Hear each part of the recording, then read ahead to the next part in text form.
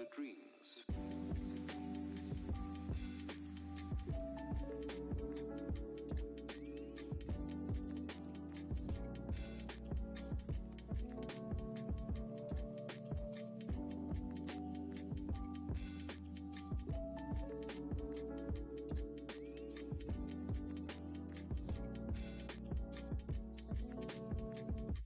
The dreams.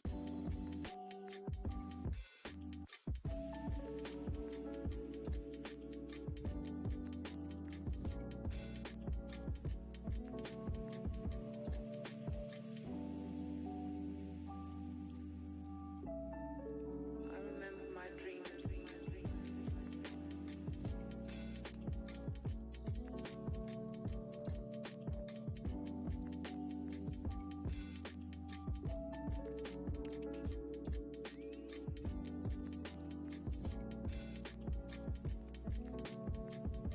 The dreams.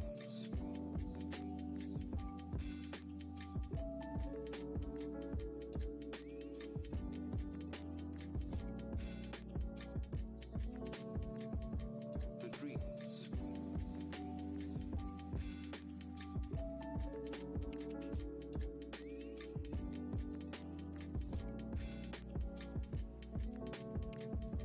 The dreams.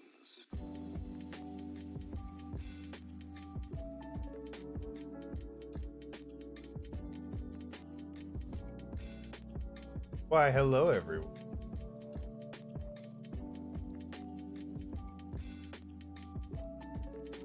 Co-host.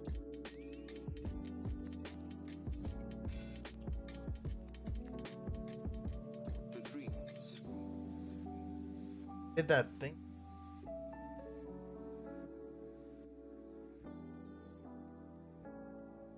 Oh my god, we're being co-host.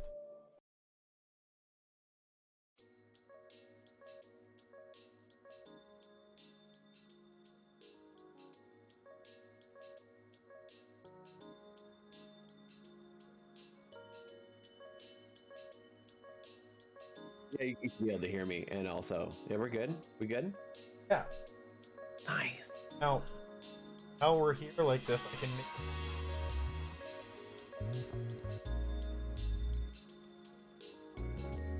Crank it. That way, no one can hear us. Make it as loud as possible.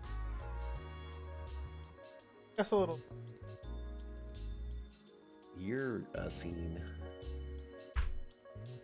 How has your Vacation? I don't get vacation.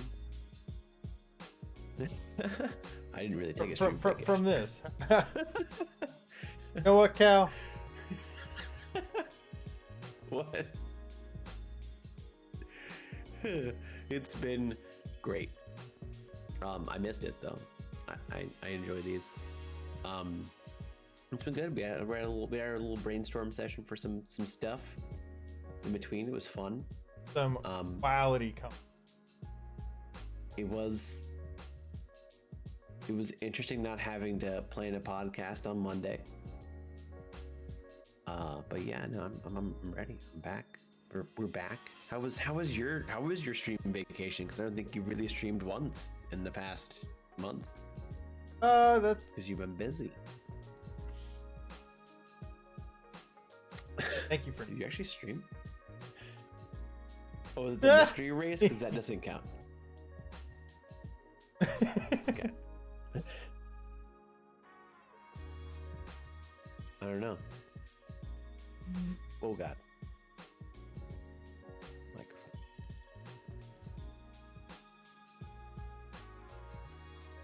Me? You're not allowed to capture me. I'm not a Pokemon. I'll show myself out.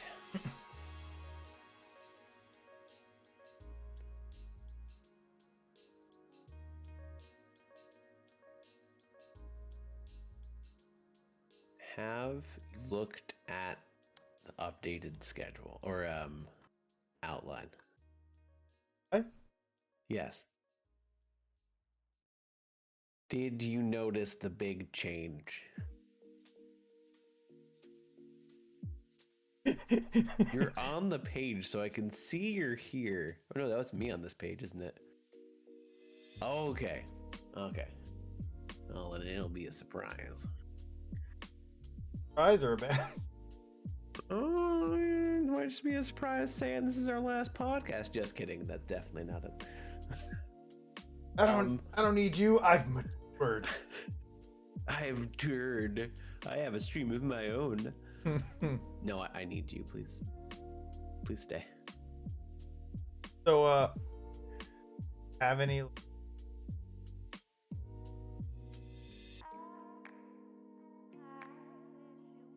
Revelations? No, Like, I was not revised- like.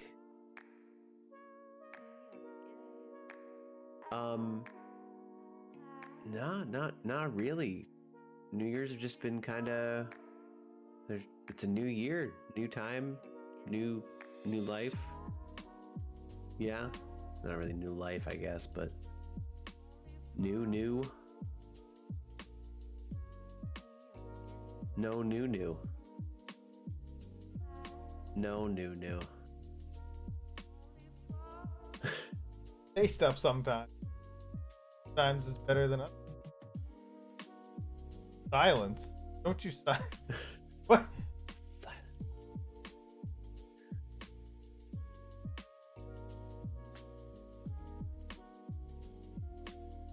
Oh.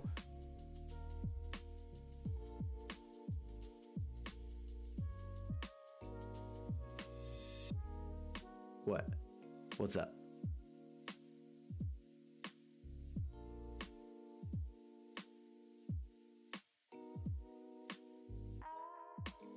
That works.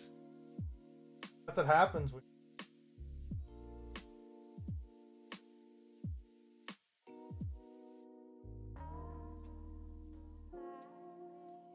Oh, we got our old background back. Yay! Old background. We're doing stuff. Also back to the I had a revolution.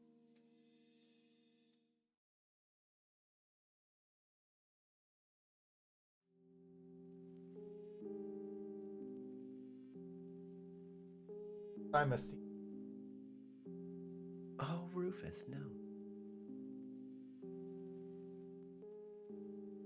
It's in where it's always been. Yeah. Yeah, I completely forgot to put it in the folder. Call it episode. It is episode 22. Um, Well, it's episode 22, but you know. realize that around Christmas time I go out and I buy like a metric Oh, sorry if I take that. alcohol. I don't know if I do that. Like, I don't know if I'd even consider myself a high funk alcoholic, but I definitely drink a lot more when I have a lot of alcohol in that. Well, then you don't have that much alcohol. Or do. I mean, like, is it like okay? It's a really big white rush. Or is it a problem? Like, what are we talking about here? This is a- Also, if you have, that's a white Russian? It's a really big white rush. It's like 2 or 3. Okay. Oh, and Rufus, are you okay? Should I be worried? no, it's gonna make for great content.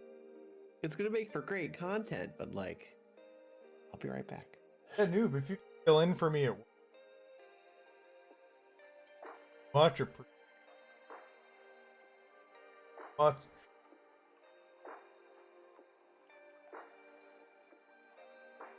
I'm cutting in and out. Okay, I think I know why.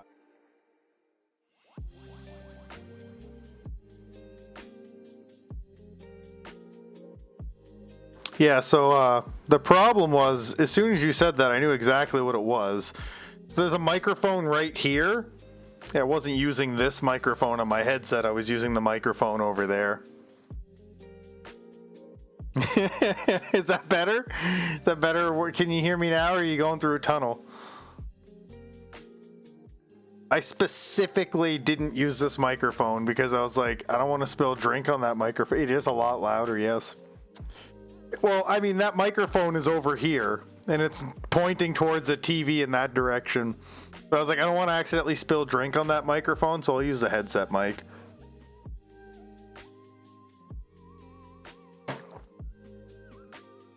Yeah. Yep.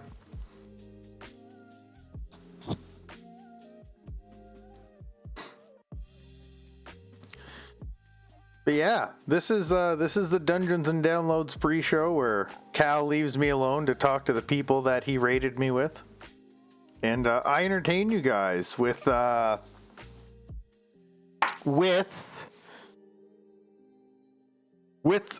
calendar of puns. Okay, let's see how many we can read through before Cal comes back. Friday, January 7th. Why are pirates great singers? Okay. They can hit the high seas. That wasn't many at all. That's a drink. It's rye. It's a normal, maybe a little bit much. Yeah, That like White Russian is huge. oh, it is. This is my scotch though. Okay. Actually, that's probably more scotch than I should have, but No, I mean like this. Even this rye is a hefty pour. That is a. well, if you're gonna have a sip and drink, I'll start with my sip and drink too. We can do sip and drinks. We'll have sip and drinks together. Have you looked at the schedule yet? Yeah, I got it open right now. Did you see the big change? Are you talking about the game that you added to the middle that you weren't gonna do earlier? No. The format. Oh yeah. You told me you were gonna do that though. I know, but I don't know if you thought I was actually gonna go through with it. Cal, I don't know what impression I've given off, but I think of you as a man of your word. As silly as that may be. That's your fault. I think I'm gonna do guess the. Yeah, we'll do guess the world record rather than guess the. I was gonna possibly do guess the GDQ time, but you have a schedule open, and that would just be cheating. Yeah. I wasn't going to say anything, but yeah, now that you mention it, it's totally It's cheating. going to be just GDQ games. Damn. They run a lot of games, so I have a Bum, large bum. amount of things to choose from. Bum, bum, bum, bum. This is good music. I don't know why. I really like. It's such a weird love-hate relationship. I don't like lo-fi at all, but I think it's so chill to just talk with lo-fi in the background, and I think it's because it blends into the background so well. I added a lo-fi song to my But, like, opening. I would never sit down and listen to lo-fi. Like, that's not my It's jam. background music. It Yeah. really is. I mean, there's like literally, I think there's I don't know about 24/7, but I know there's a YouTube channel that does a live lo-fi thing of the background. It's meant to be just like a background channel. People literally tune in to just listen to it and do nothing else, or do something else. Wait. not do nothing. Hold up that rye again. Is that a dark glass, or is that like... It's a dark glass. Okay. I was like, I've never seen rye that dark. Any good like? No, it's cool. legitimate- It's cool. I was just confused. I was like, is American rye made with like... Cal's very No, quiet. it's I'll Woodford fix that. Reserves, which I think is a not just American rye. I think that's a other places rye. See, this is why we're doing a Woodford. pre-show, so that we can see if Cal is quiet or loud. Am I quiet or loud? You should Cal's be- I'm quiet. No. You should be good now. I just boosted you a Am I bunch. good? Should I be scared? Much better. Okay, there we go. This is Good. why we're doing a pre-show. We got like 8 more minutes left of the pre-show, so go get your popcorn, your toast, or whatever else the hell you're gonna snack on, because once this ride Both. stops, there's no getting off. You can take your toast, butter it, and then just throw popcorn Dip on the it. popcorn in the No, butter you from the throw toast. popcorn at it. Trust me. Oh my god, that... I'm a cook. Do you remember... You may not have seen it. I don't know. Do you remember the show Scrubs? Yeah, no, I've seen some of Scrubs. There's this Good one portion of it. episode where JD and Dr. Cox aren't getting along, and I mean, like, that's every episode, so I'll be a bit more specific, but he doesn't want JD to talk to him, and he starts calling him for consults for literally everything. He's like, did you call me to ask how much acetaminophen to prescribe to your 96-year-old patient? He's like, yeah, it's kind of hard to get the dosage right. He's like, here, I'll tell you how. Take a big handful and just throw it at her. Whatever sticks in her mouth is the right dose.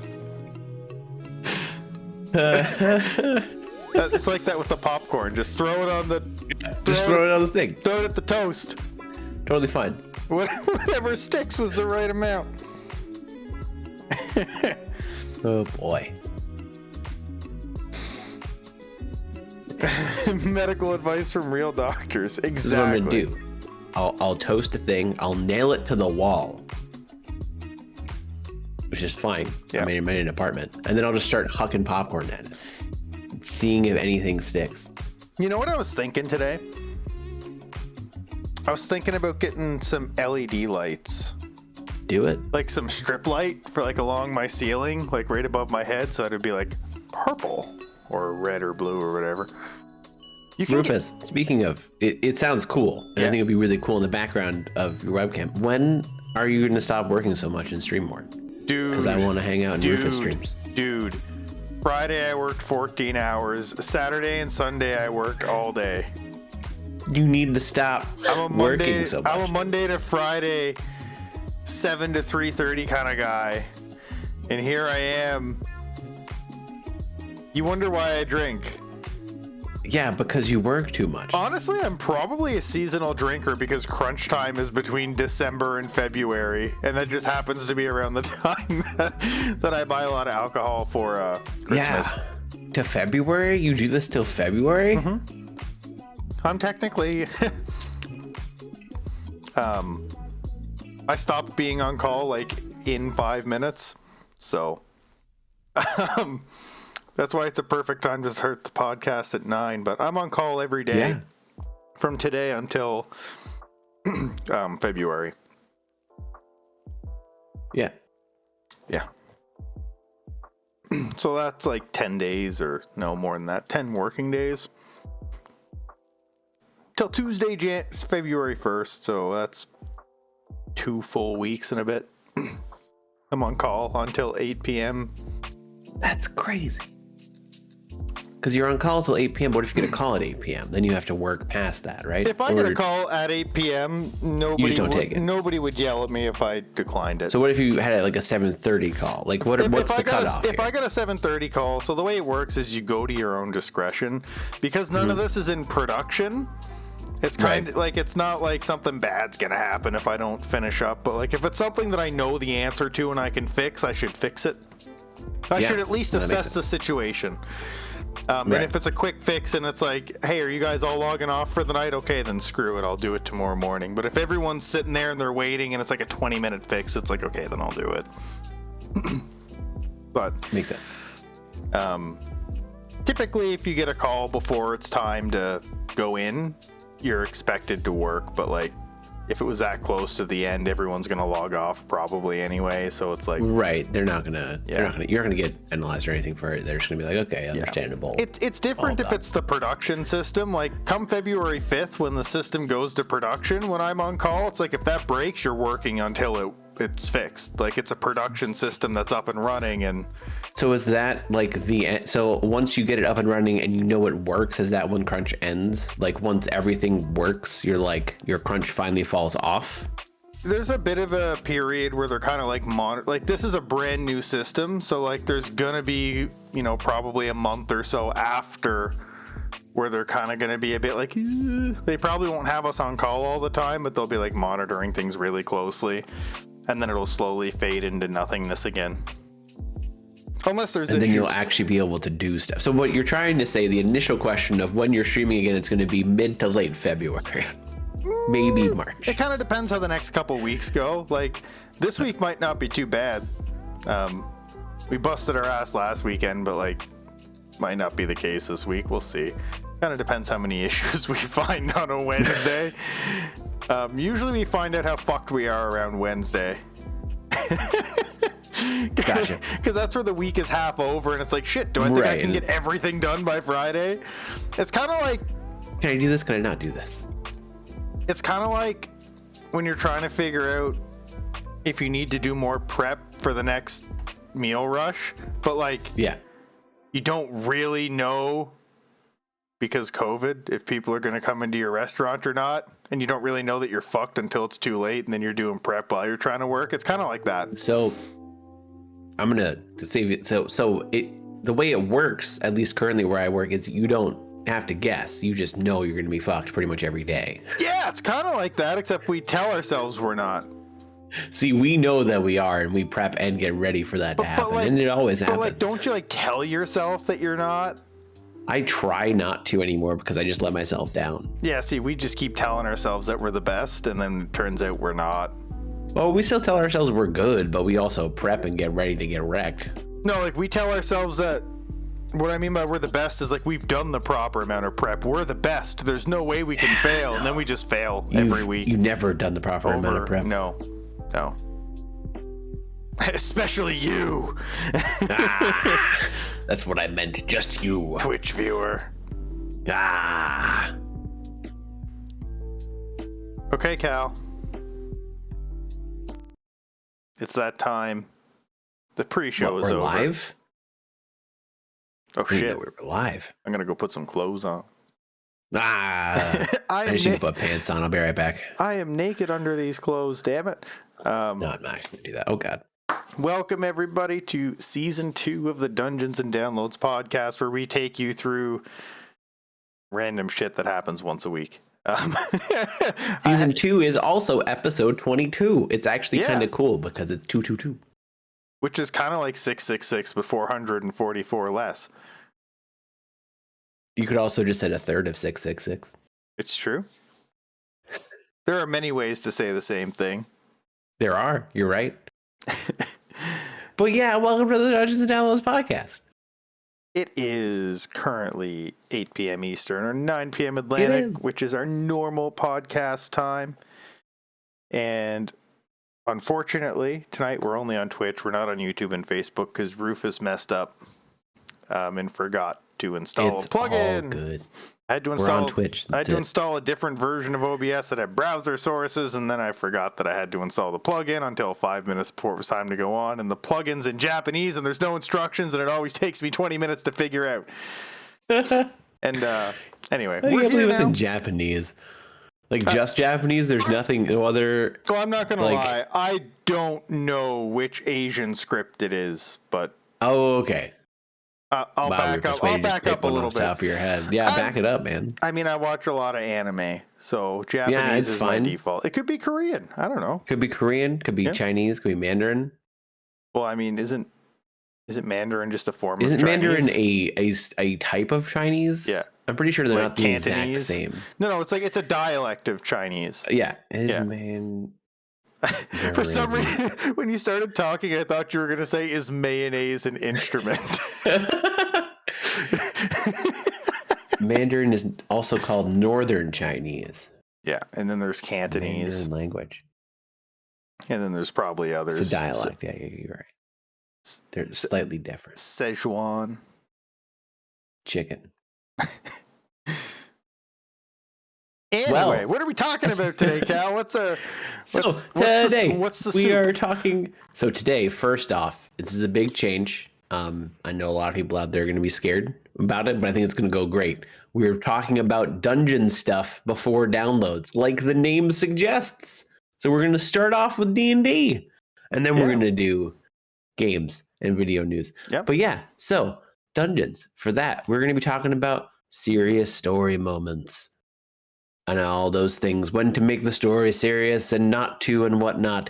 And then we're going to go on to talking about bad monsters, an opinion piece on why we think certain monsters are bad.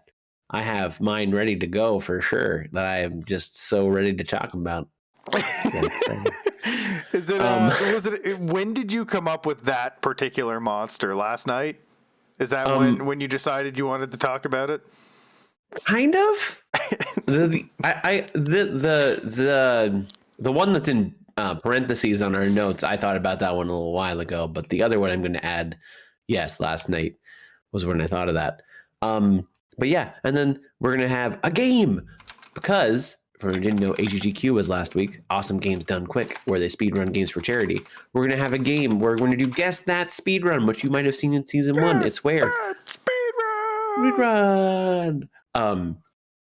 I have a speedrun time for world record, and I tell Rufus the game and the category, and he has to guess that speedrun. Yeah. It's more like guess that time than guess that speedrun, but I feel like guess that speedrun sounds better, so I don't care.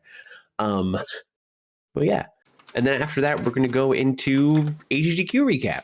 We're going to talk about AGGQ and everything that we liked about it, all the cool runs, all the stuff that they've been doing for charity. That's awesome. They raised a lot of money, like a lot of money. Mhm. It kind of blows my mind thinking about how much they were able I to have raise. never It's been in awesome. a room with that much money, and yes, I have I been will to a never bank. be in a room with that much money in my entire life. I mean, I've been to a bank, but like I don't think the banks here have that much money. Yes, you're right. I don't think the banks here have that much money too. If you're like, how much money is it? You have to wait till later. Rip. Anyway, after that, we're gonna end off with a little grind our gears session where we just talk about some stuff that maybe grind our gears a Grinding little bit. and gearing. But yeah, that's that. That's what we're gonna do. Little dungeons, little downloads. Now that we're in the proper format after a whole season, I budged and flip flopped it to the name. I've been bugging him about this for 21 episodes.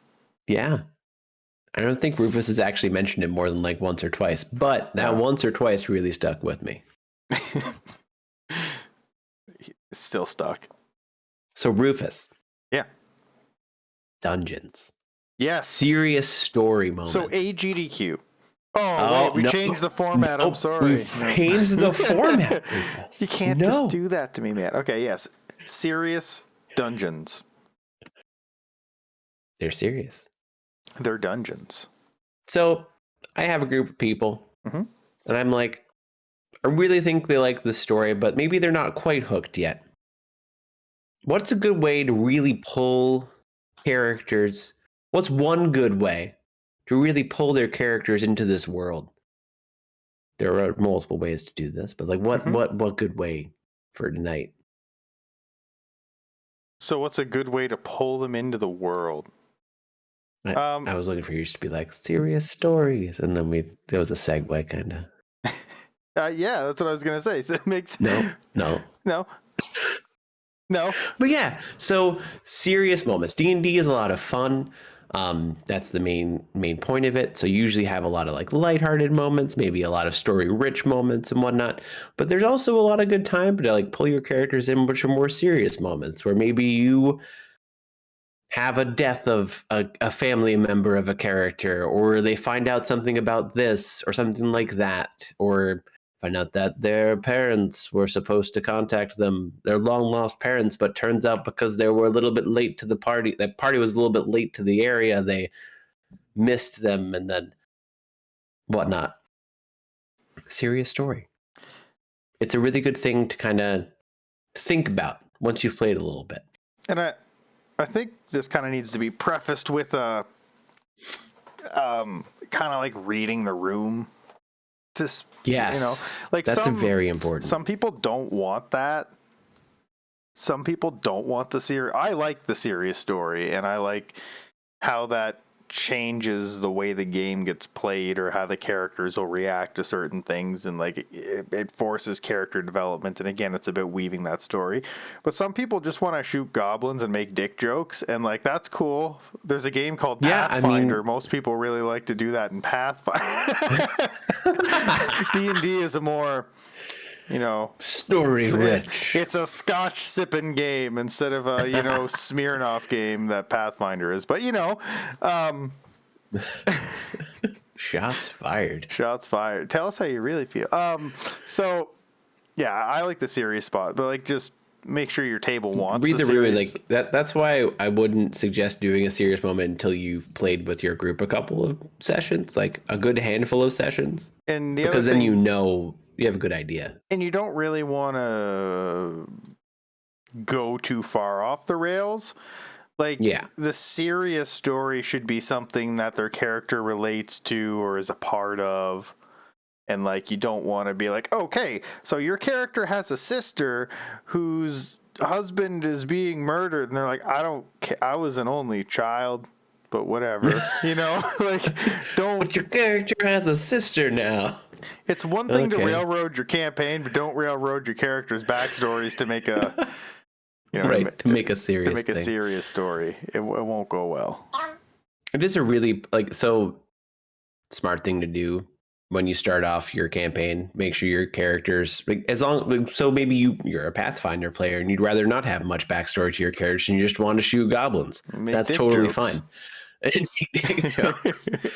But if you're a 5e player, And you'd Make like to sure- make phallic references. you'd like to make phallic references While instead. sipping your scotch with your monocle and top hat.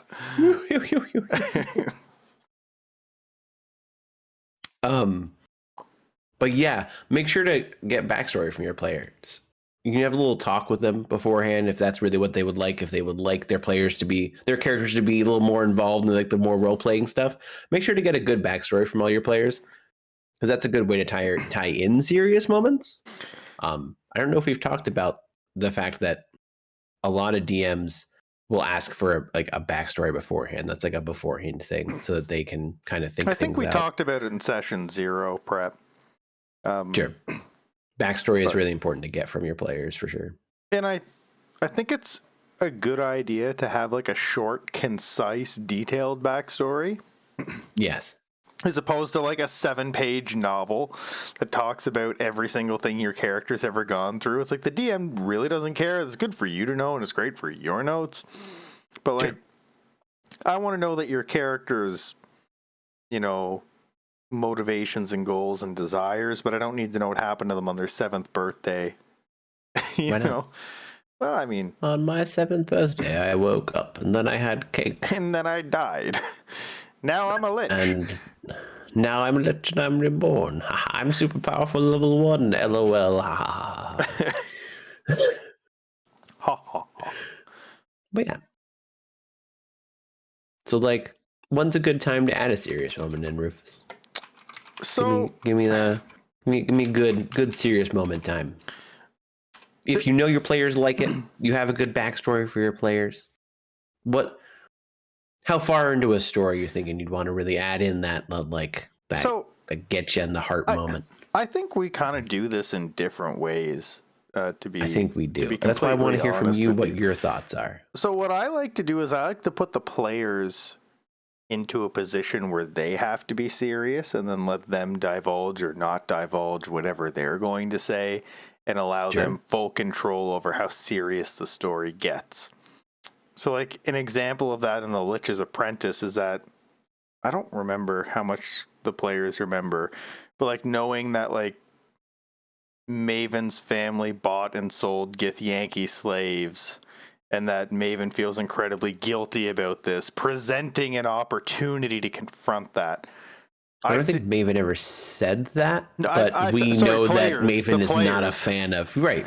I As think, far as I think we know that. I think the come players out as said far that as to the players other go. players, yeah. yeah, And I see that as a serious moment, and allowing the character to determine how serious the overall tone is going to be and how much they're going to let out.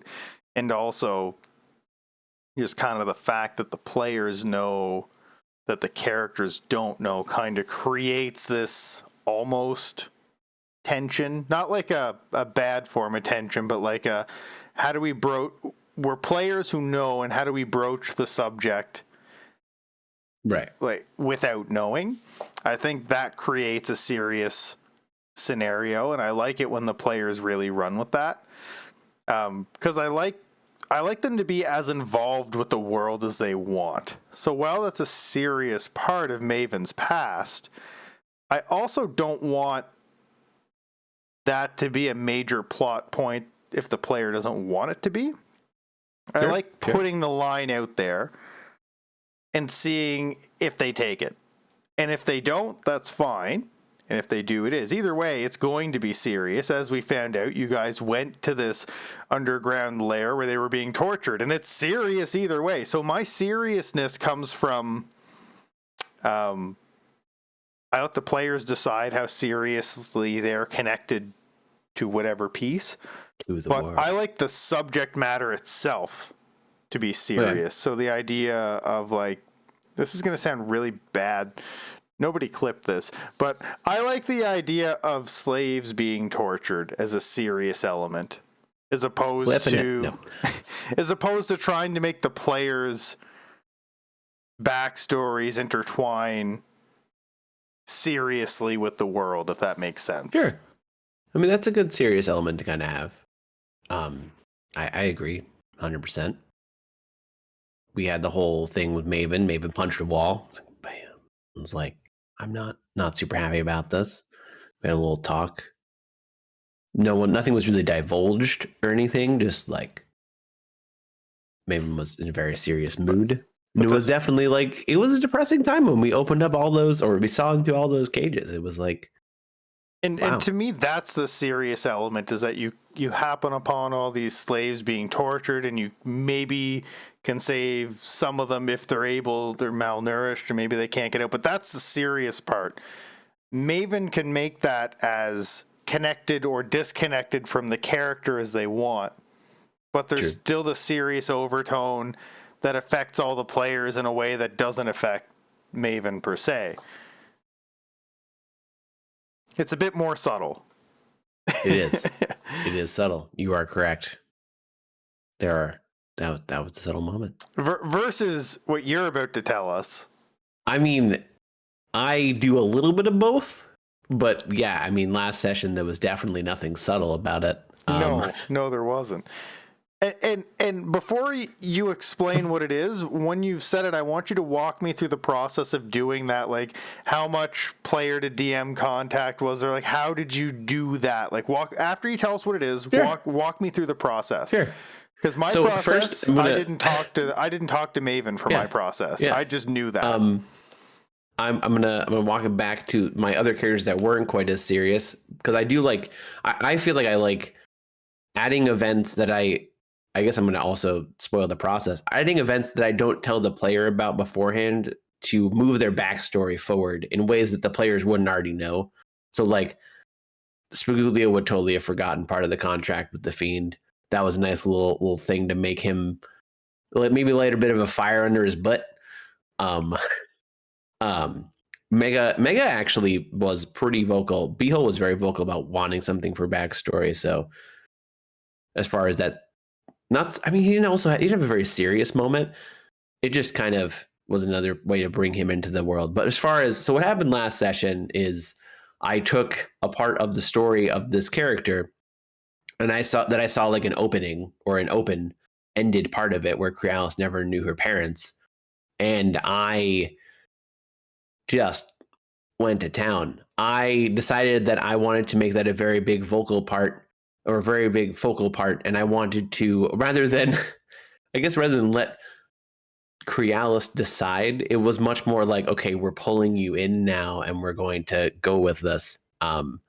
Essentially what happened was Crialis came upon a bunch of dead Eric Cochran and thought that there was no chance of her finding her parents after that and whatnot. And then there was a disc that had a programmed illusion, and it had a message of Crialis' parents, a lot more direct than like just having slaves in an area. It was much more personalized to Crialis. As far as the process goes, I didn't tell Dins anything. All of Dins' reactions were like legit. But like, Dins didn't know there was going to be an illusion disc with his parents or whatever. But like, correct.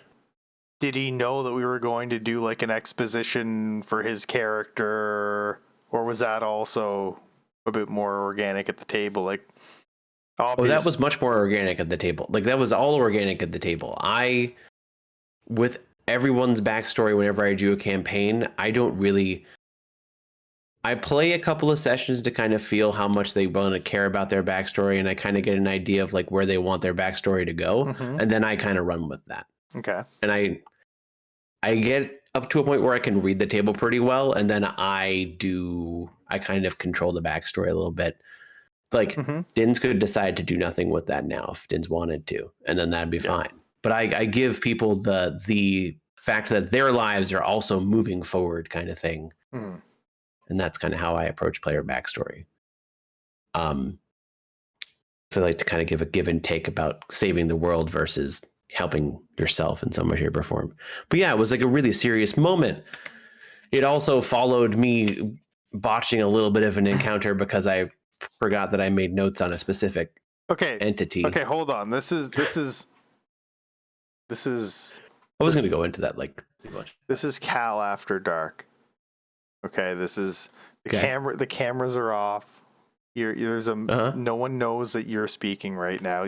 When we do this in post, your voice is going to sound like this, and it's going to be blacked out. No Sure. one knows who you are. Can it please? Did you Yeah. actually have a note there for 5 years? I did. All I put was 5 years max, and I buried it within my notes like an idiot. Because, like, I'm going to be honest, I read The Room after you said 14 years, and then you were Oh, like, oh, yeah. sorry, I meant 5. And I was like, but did he? Because, like, I really did. 'cause, like, These notes the Room were was so very sour old, at was that like- point. Oh yeah, I mean, if I had played it like I was like the character, like the monster is written, Diddens would have left the campaign. I'm pretty sure he was pretty much ready to go. And that's why I was But like, no, I looked it up beforehand and I thought, 15 max is a lot of years.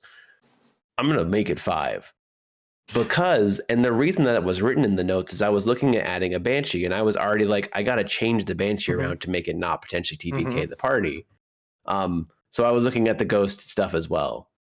I even had in my notes not making the wraith as powerful, but I was like, you know what? I've already powered down the ghost. We'll Yeah. make the wraith go all out.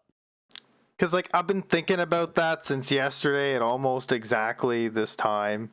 I was like, I mean, so if even I'm going to be honest with you, Rufus. If I didn't have that written in my notes, I would have done the same thing. Yeah, Because I know you that is a would've. point That's where why your I'm players asking. are looking. That is why your players are looking at you like, well, I'm pretty much just going to fly away and quit now. And I'm like, oh, it's how the monster's written, but I'll change it. But no, I literally also and had that's that written that's down. why I was like, but did he? Because, like, I know you would. I did. I did. We've been, But I would have, like, in all honesty, even without the voice filter on that you're going to obviously put, to Yeah. make sure my Yeah. identity's hidden. yeah, exactly. I would have done that even if it wasn't in my notes, because that is a decision that it's one of the things that I rolled high on the years, and also I had forgotten the lifespan of Eric Cochran, and Mhm. it's like, oh, well, they're screwed Now, now. I feel like another Okay. way, if we were to, like, workshop this, I feel like it's 14 human years, and the human average life expectancy is You blonde. could have done the whole dog math. years to human years Yeah. thing. Yes. I feel like that would have Um, been like had you not written 5 years in there. I feel like that was another way to do that, kind of on the fly. Yes. Like, make it a percentage and not like a flat years. And be like, Mega has maybe 13 years because he's a half orc Yeah, and Monk's a 'cause, little like, bit dies a little bit sooner. But maybe Griaus only has 5 years because Yeah. 5 years is and Spaguglia would have been like 70. So like, yeah. Oh yeah, Spaguglia Yeah. would have been aged by a yeah, lot. he's gonna live till he's like 500, right? So, the way Ghost is written is if you fail by 5 or more, and I'm like, these guys are level 7. This Ghost is a challenge level 4. It's only a DC 13. What's the chance that anyone does? Just in case, I'll make a little note: 5 years or less, and that's it. And my note was 1d4 plus 1, specifically, and I rolled a 4 on the 1d4. And it's like, wow. Yeah, they rolled Everyone completely so failed that. shitty. If I had put a Banshee in there, you guys would have TPK'd. I did. Hey, hold on. I did not fail. You would not have been able to kill all of those guys. No, but I did not fail the saving throw. True, but you wouldn't have been able to kill everything by yourself. No, I would not have. But I did not fail the saving throw. True. Spaguglio did work that fight. He was a soldier. He did. He did some stuff. It was pretty cool to see Spaguglio do some stuff. And also, back to serious moments, Yeah. they can make characters develop. That's a really cool thing. I feel like we had a little bit of Spaguglio development. We showed that Spaguglio, little tiny bit of heart in Spaguglio that cares about Crealis in some way, just a little tiny bit that it's there. Tune in. And I was happy. Not next week, but the week after to see the fallout of all that. Sure, that's totally fine. But I'm just happy to have seen a little tiny bit of growth from our tiny gnome friend. His heart grew 2 sizes. In fact, so big it fell out of his chest, and now he has no heart and he's pissed off again. But yeah, I came away from that session thinking it was one of the better ones that I have run. I I feel like I definitely took some liberties because I knew that we were all DMs, so I decided to kind of run with it and go as far into it as possible. I was a little bit scared that Krialis was never going to pick up the disc because that was the activator was someone of the same blood. I feel like that's where we're a little bit different. I'd have just said, fuck it. Guess you don't get it. I kind of did that with Xavier, but not with Xavier, with Godfrey. There was the time where you were doing the commotion, and rather than saying you should go check it, he was like, I'll go check it for you. Please stay in here. And both of you and Behold were like, I did not expect you to go that route. I could have, if I really wanted to Krialis to like get the disc, I would have tried to push Krialis out and towards Phineas. The fact that Krialis was reading when Phineas would potentially give her the disc meant that she might not touch it. And then, like, I guess because my mind started to do some minor DM gymnastics and said, you know, she's reading a book about dragons. Godfrey is very into dragons in general. So Godfrey would at least sit there. And Godfrey is also very magical. So he would notice there's something about the disc and do some stuff and be like, hey, you probably like not so much say, hey, you should hold this, but just kind of say, hold this for me kind of thing. So I did my minor DM gymnastics to. I mean, it makes sense. It makes sense. It makes sense, but they're definitely like, as a DM, you know that was some gymnastics to get there. A little bit, but like, it's within reason. It is within reason. I can trace the line back with one finger instead of a yarn ball and a whole bunch of papers. Correct. You can definitely trace everything that happened from that moment on. Yeah. It's interesting because the way I originally had it written is she was supposed to see that message in front of everyone at the grave site, I guess, the elemental site, the totem. Yeah. But then she didn't, so things are going to play out a little bit differently, and that's totally cool. I love rolling with that. Still can't believe we went back to town. Yeah. I was expecting you guys to eventually go back to town. You saw the thing. I was so thrown. I was like, no, like we go. We go after the thing. But no, I mean, I think Din's played that moment very well. And that's like another reason why, if it was a newer player I was trying to do this with, I would have sat them down beforehand and said, this is the gist of what I'm doing. Are you okay with this? How are you going to be able to handle this? Is everything okay? Because it's Din's and because he's also a DM, I was like, he's going to run with it. He's going to be totally cool with this because I've played with him enough. Let's just go for it. Let's get like legit reactions out from his character and just let's run. And I think that's fun when you have people who are RPing, like really RPing. Right. And I think Din's is like all four of us, all four of that group are really good at RPing and fitting and like doing their character, like doing things that their character would do.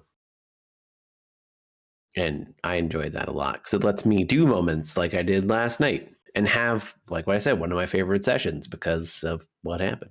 I didn't mean for us to almost, get wrecked by a ghost, but I actually, so full disclosure, I went to that session saying, there's no way they're going to TPK. No one's even going to die. There's a little bit of a challenge, but it's totally fine. Nothing permanent's going to come from this. And then it's like, oh, okay. And I'm like, well, I guess that's, it happens. Death. If someone were to have gotten crit and died from the specters or from the wraiths, it's like, sure. Like the cheese elemental. That almost kills Bagulio. I don't know if you. If you've watched the VOD, the cheese elemental that the wraith killed and hit like a that one shot it. Oh my god. Like that would have been almost enough to kill me. The episodes with the first cheese elementals, but when I made that, I forgot that you guys hadn't taken a long rest, and literally at the start, you see me go hit delete on a cheese elemental. There should have been a third cheese elemental there, and I was like, wait a minute, delete. You literally could. So part of me enjoys streaming the DM portion of it, and part of me is kind of skeptical of it because as more people watch, they're going to be more like, well, why are you doing this? Why is this happening? I do a lot of on the fly things to make it. I want to make an encounter exciting, potentially deadly, but not like you're not going to be able to do it. Do you know what would be fun someday? This is like What? maybe it's not cool at all. I don't know. Maybe I'm just stupid. I think it'd be cool No, go for it. if we co-DM'd something someday. I'd be down for that. But wait, there's more. This is a Billy Mays segment. But wait, Sure. on the podcast after we play, we like rewatch the VOD and do like the director's cut of like, okay, so like we were in this fight and we were like, holy fuck, there's no way they're gonna kill 3 cheese elementals. So we deleted one and like, talk about the behind the scenes of like what happened and deconstruct the whole session. I'm really interested. That I think that's actually a really smart thing. I think that if we ever co-DM, we have to 100% do that. I am interested because whoever didn't watch, we ran a player down last night. I want to kind of see what Kiva has to, the character has to say. I'm sad that Stacey wasn't able to make it, but I still wanted to run it because I've been wanting to run that session for a while. I feel like in terms of like the content that we covered, I feel like that was logical. It made sense because Kiva would have wanted to go check portals out first. I also I need to still talk with Stacey about what she wants, what Kiva would do, but I feel like Kiva would also already be on the way back because Crealis is like the one thing that Kiva would actually care about. Because everyone kind of going into that session until I started talking about the stuff more in depth probably thought, oh, we're just going to go do a thing. It's going to be super easy. And then this happened. Like Spaguglio said, he's like, well, it's probably the only time we're going to be able to go find your parents guilt-free. Right? And it was not. Yeah. But like it's always like, we gotta read the book. We gotta do the book. We gotta do. So it's like she's already gone doing her thing. Let's go do the thing we've been trying to do. That makes it ended up making sense. It had a logical conclusion, and it makes sense that she would just leave everybody at the inn and go off on her own with Prince Charming, right? So with Prince Crescent. So it makes sense. It does. No, the whole thing. I'm happy that it was that easy of a solution. I was able to think of it like that. She suggested something pretty similar to that when she told me that she couldn't make it. And I was like, yeah, let's just actually have you just go with Chrysangrim. There we go. Makes sense. Because Chrysangrim makes every combat encounter too easy. He just always somehow just disappears at the start of every combat. I don't know what happens. He's just off fighting something else. Dick. What a dick. But yeah, it was a fun serious session. There was still some jokes because that's our characters. We were able to have some lightness to it. The fact that the three of you you and Megan decided just to destroy a tree and make a huge ruckus was great. I love I said this for Dins because I knew Crealis couldn't hear, but it's like, there's no way she'd leave us here. There's no way she'd abandon us. We're much more important to her than that. I love the fact that because she was going to read books, she was in the only spot that wouldn't hear it. The only spot. It was a pre-established place that you couldn't hear anything from because when you guys were fighting the cheese elemental, Chrysangrim came out and was like, oh, what happened here? Without any sound. And it's fantastic because with the second she said that she was going to read and do research, I was like, oh, so you would have gone to Godfrey's. In my mind, I was like, okay, so you're going to be there. Oh, she hasn't heard any of that. I felt like I feel like that was such a good idea.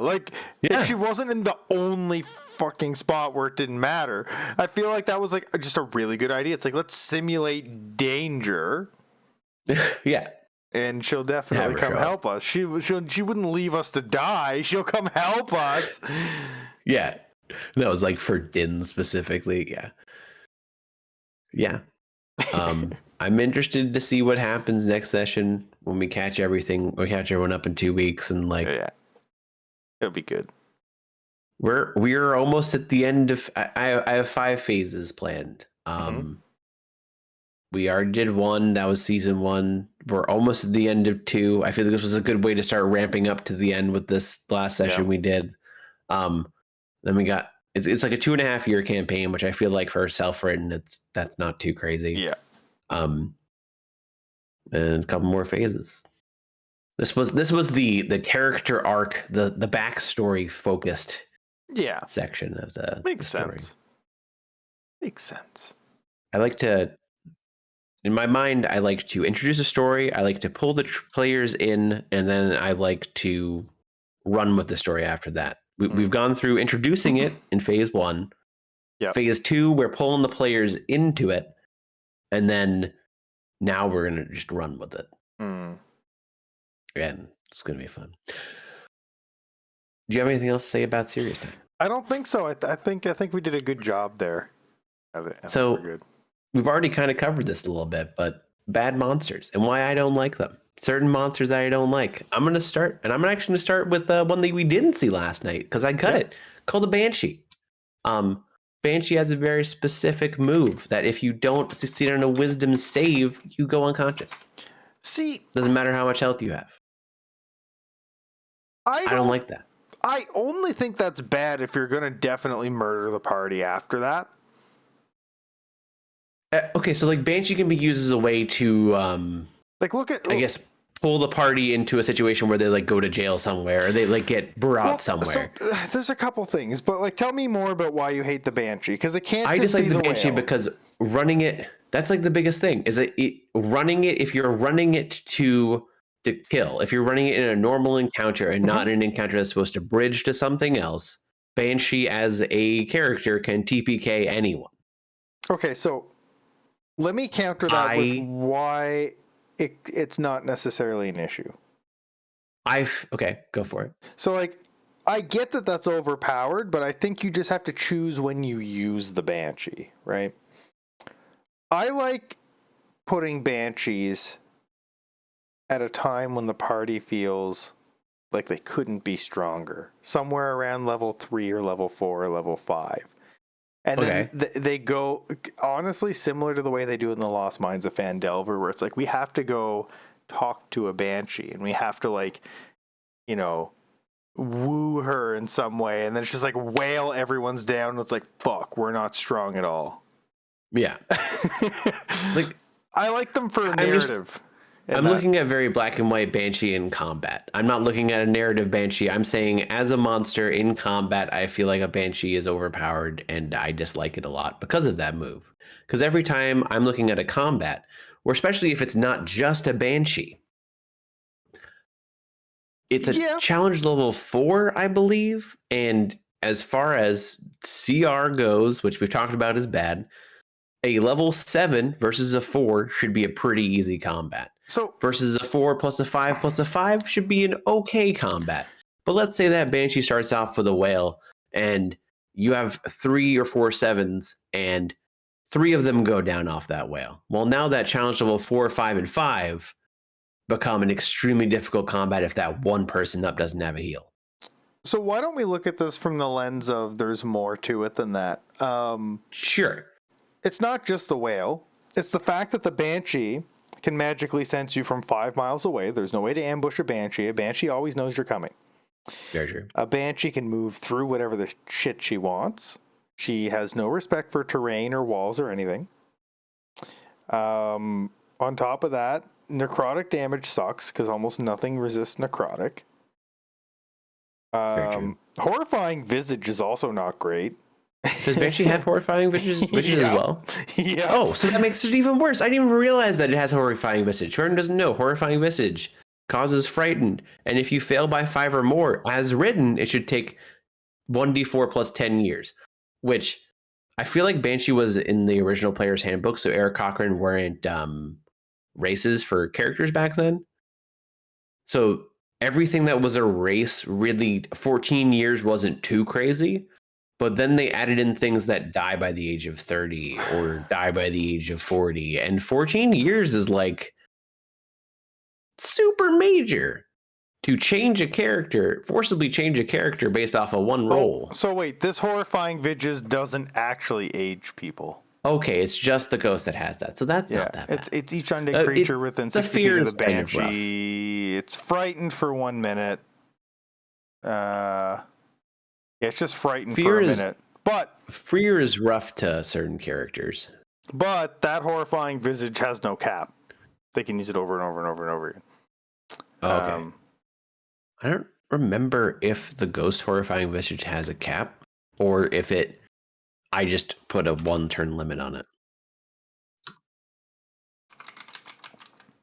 But yeah, like, so adding all the things onto the fact that the Banshee can do, yeah, Horrifying Message does not have a cap.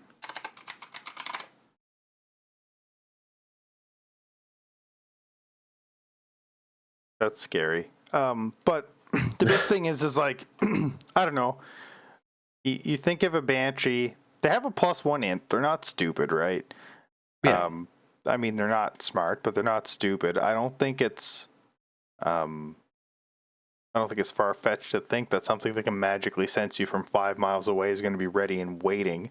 I also don't think it's far-fetched to think that something that knows it can drop anything unconscious would do that. Right. I think definitely Detect Life plus Whale is very good. It's scary. It's yeah. I could see using it as a story device. Sure. Because then if everyone goes unconscious, like the Banshee's probably not going to kill you. She might just like put you in a prison somewhere, or maybe just wherever leave. she died, she like puts you around wherever she died and whatnot, or just leaves you there and just walks away or floats away. I just feel like as a monster straight up in combat, Banshees are really scary as a DM, especially if you're rolling Yep. outright and not like secretly rolling. It's a DC, so it's just gonna roll out outright anyway. Yeah. It's just rough. It's a character. It's a thing that could TPK a party in one shot, and I don't like that. As a player, I feel like if it's not a story moment and it's supposed to TPK me, if I was playing that, I'd be like, what was I supposed to do? I rolled one bad roll this entire session. Now I'm dead. Now I have no Minotaur. Well, that wasn't even me rolling a bad roll. That was you just beating the crap out of me. That was also a one shot. I would have been more sad if Jean died in like a legitimate campaign. Like if Darian just died to a single hit. You know what? That's not true. I wouldn't even be sad. I expect that. He's a wizard. But you know what? Like I definitely throw bigger things at one shots than campaigns, right? It's a one shot. I expect for my wizard to be dead to one thing at some point. Oh, yeah. Because it's a wizard. It probably will. That's why I gave it shield, was just in case Darian would pick up shield, just in case, you know. Shield, I think, saved him from one hit once. Yeah, I don't remember, but maybe. He also has invisibility. Like he's got ways to get away from something that doesn't have like true sight and doesn't hit super high for attack bonuses. Rufus, what's a creature you're not a huge fan of? You are never gonna guess the creature that I'm not a fan of. I'm not going to. I want to know. You're correct. Rust Monster. Rust Monster. You know what? I respect that. Isn't that the one that can reduce armor? Is that so? Rust Monster, when you hit it with a non-magical weapon, it gets a -1, and if it gets to -5, it's just destroyed. It's only like a half CR monster, but like when you hit it, it destroys your weapons. It's such bullshit. Like there's just nothing you can do. Like if you don't have magic, it's just like, well, fuck. Like, yeah. It's only got 27 health, but like, unless you like, it just sucks. Like there's that is pretty crazy. It can attack you and fuck up your armor, and if you attack it, it fucks up your weapons. It can get. That's pretty rough. It's like you think about this, like it's only like a shitty little half CR monster, but like even at like level 10, if you walk into a room with 4 of those, you're better off to just fucking nope out of there unless you've got magical weapons. Yeah, that's seriously. I feel like Black Pudding is kind of similar. It's the same thing where if you hit it with a melee, it's just a melee, like just like the Rust Monster. If you hit it with a melee, it will just slowly destroy that weapon specifically. It's just stupid. And that's just like, oh, well, weapon's gone. The thing I hate about the Rust Monster is how accessible it is. Right. Like a Black Pudding is a higher challenge level, and it also really only exists in the Underdark. Yeah, like... It's a rare creature. I just pulled up a Black Pudding because I don't really use those either. But that's a CR4, and like, it you're not just gonna see those anywhere. But like, I feel like a Rust Monster is so low to the ground and so easy to pick up, and it just sounds like so easy. Like it seems like Yeah. something that you could just drop in anywhere to like add difficulty. But like when you really think about it, it's like For a fuck half that. CR, it's got 27 hit points too, and 14 armor. So like, if a first level party comes up against that, that's gonna take a while to kill, and also And like not gonna be easy to hit. non-magical ammunition gets destroyed. Like it just sucks. Like you think it's bad to like have 3 of your 4 dudes go down? Imagine nobody goes down, but now nobody has any weapons and you're broke. Yeah, yeah. Like that's so much worse. It's so much worse to be poor than dead. Like wait. It's true. Like, you're not dead at this point. You have no money, and you also have no weapons, no armor. You're just done. Like, okay, It's well, so I guess stupid. Like whatever The now. other thing about like black pudding and like some of the higher level ones, like you probably have money. You probably know if an you NPC lose you something, can you're help. probably going to be okay. And you might even have some magical stuff at that point, which I don't remember if black pudding ignores magical. I think it's only non-magical, right? For the rust monster, it is. Is black pudding anything? Non-mag. Non-magical Non-magical weapon made of metal or Okay, wood. so as long challenge level 4, you might have like a magical weapon that's not going to really take damage But even from so, that. you got money. You can replace your bullshit Yeah. sword. Like, you Yeah, know? if it's just a classic sword, you can definitely replace it. But like a level 1 or a level 2, it's like that's a down payment. That's cash money. That sword is going to hurt you a lot, especially if it also takes away your shield. like If you're goddamn. like a challenge, if you're a first level character that's like, I'm a paladin, I got a sword and shield, I'm going to tank things. Then you come across a rust monster, it's like, I now have no weapons. Guess I might as well go into monk. no next class. shield, maybe no armor. Like you could have just lost everything from your starting loadout in the first encounter, because it's not Yeah. unreasonable to make a party fight 3 rust monsters. Like if you ignore that part, it's not unreasonable, and it's just so stupid. Yeah, I bet you weren't It's expecting pretty that. crazy. I bet you were expecting like a big thing. I wasn't expecting it, but it made sense. Like your argument makes sense. So it's like, yeah. Like, no, how do you ruin yeah. a game quicker than throwing a bunch of level 1s in with 3 rust monsters? How do you ruin a game quicker than that? Rocks fall, everyone dies? Because this is going to be Rocks fall, you're all busking on the street for the next 4 sessions. Yeah, Like, and it just kind of gets boring. Like, I guess you could kind of roll with it if you wanted to use it near the beginning and have them all go, like, maybe they're now indebted to someone. I'd rather If put you them wanted in to think of jail. a story, you could have them come across rust monsters, and then now you kind of roll their story into them being indebted to some shady individual who gives them a bunch of weapons and whatnot. But that's a stretch, and I really feel like that's not. Yeah, I don't think it's a good Good. idea. Like, I don't think that's something I would, like, really gel with. But, like, yeah, I'd that's probably stay away from rust monsters. that's my least favorite monster. They're pretty terrible. Hands down. Like, just, there's no... Takes the entire party, level 1 party of stuff away. It's done. Mm-hmm. I'm also not a huge fan of the Tarrasque. I understand that it's a campaign. I feel like it's a campaign ender, but it's also just a boring fight.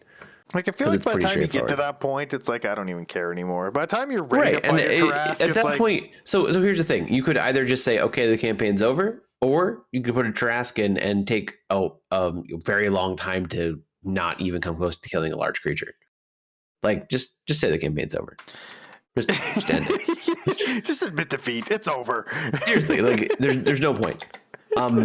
The original Tiamat, also, if you ever were to look at the stats, also looks like a pretty boring fight because it just looks impossible. Because it's supposed to be. I'm not even saying that's a bad monster. I'm just also going into boring fights at that point.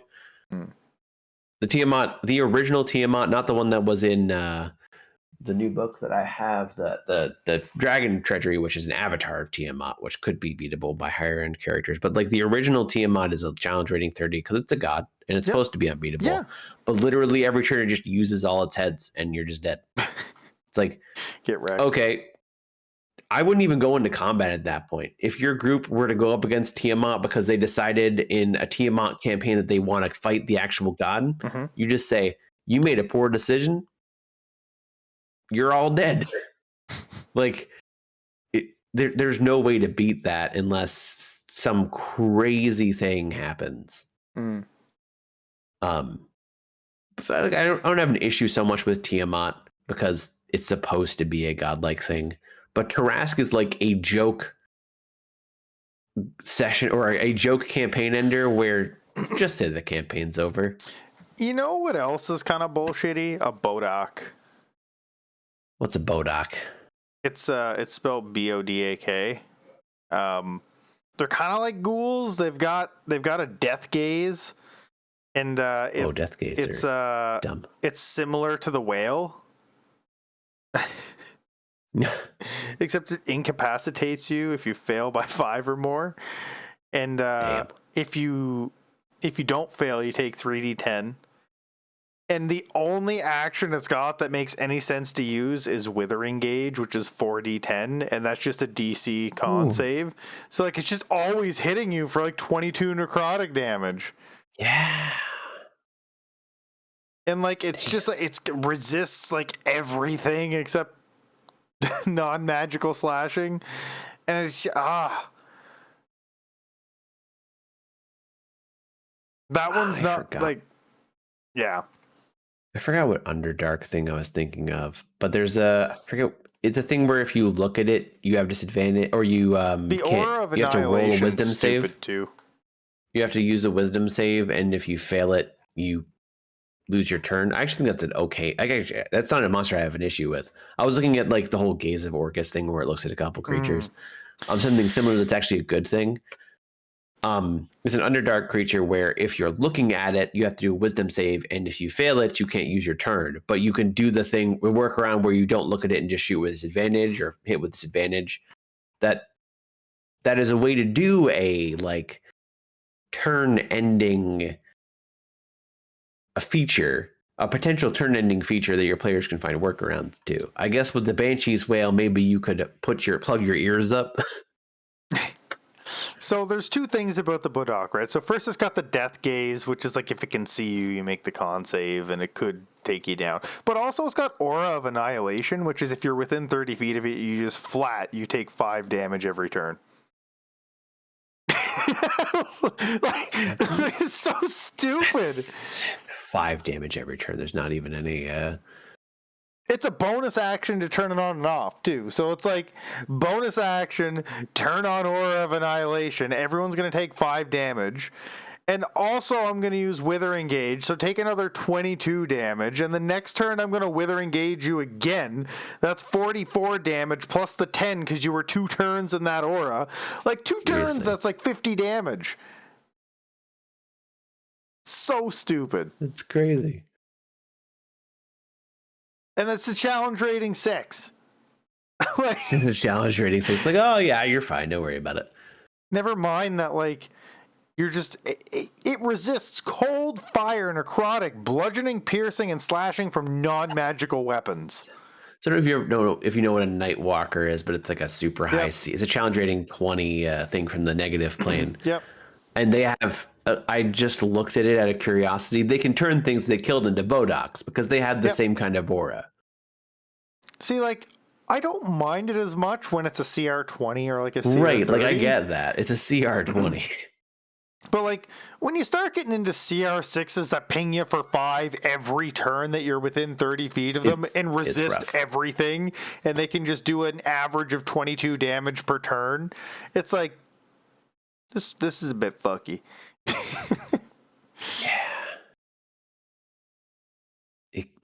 You're just there's no way you're gonna live. No, that's campaign You're ender just gonna get for wrecked. sure.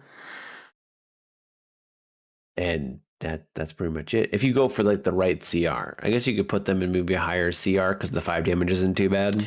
No, but the 22 is. And the fact that it's a constant ping, like you don't even get to roll Yeah. for it. It's just 5 damage. Yeah, There's no roll on that. So like you could literally keep them at like 30 feet and just kite them, and just like as if they don't have good ranged options, they're just dead. Like what would Mega do against that?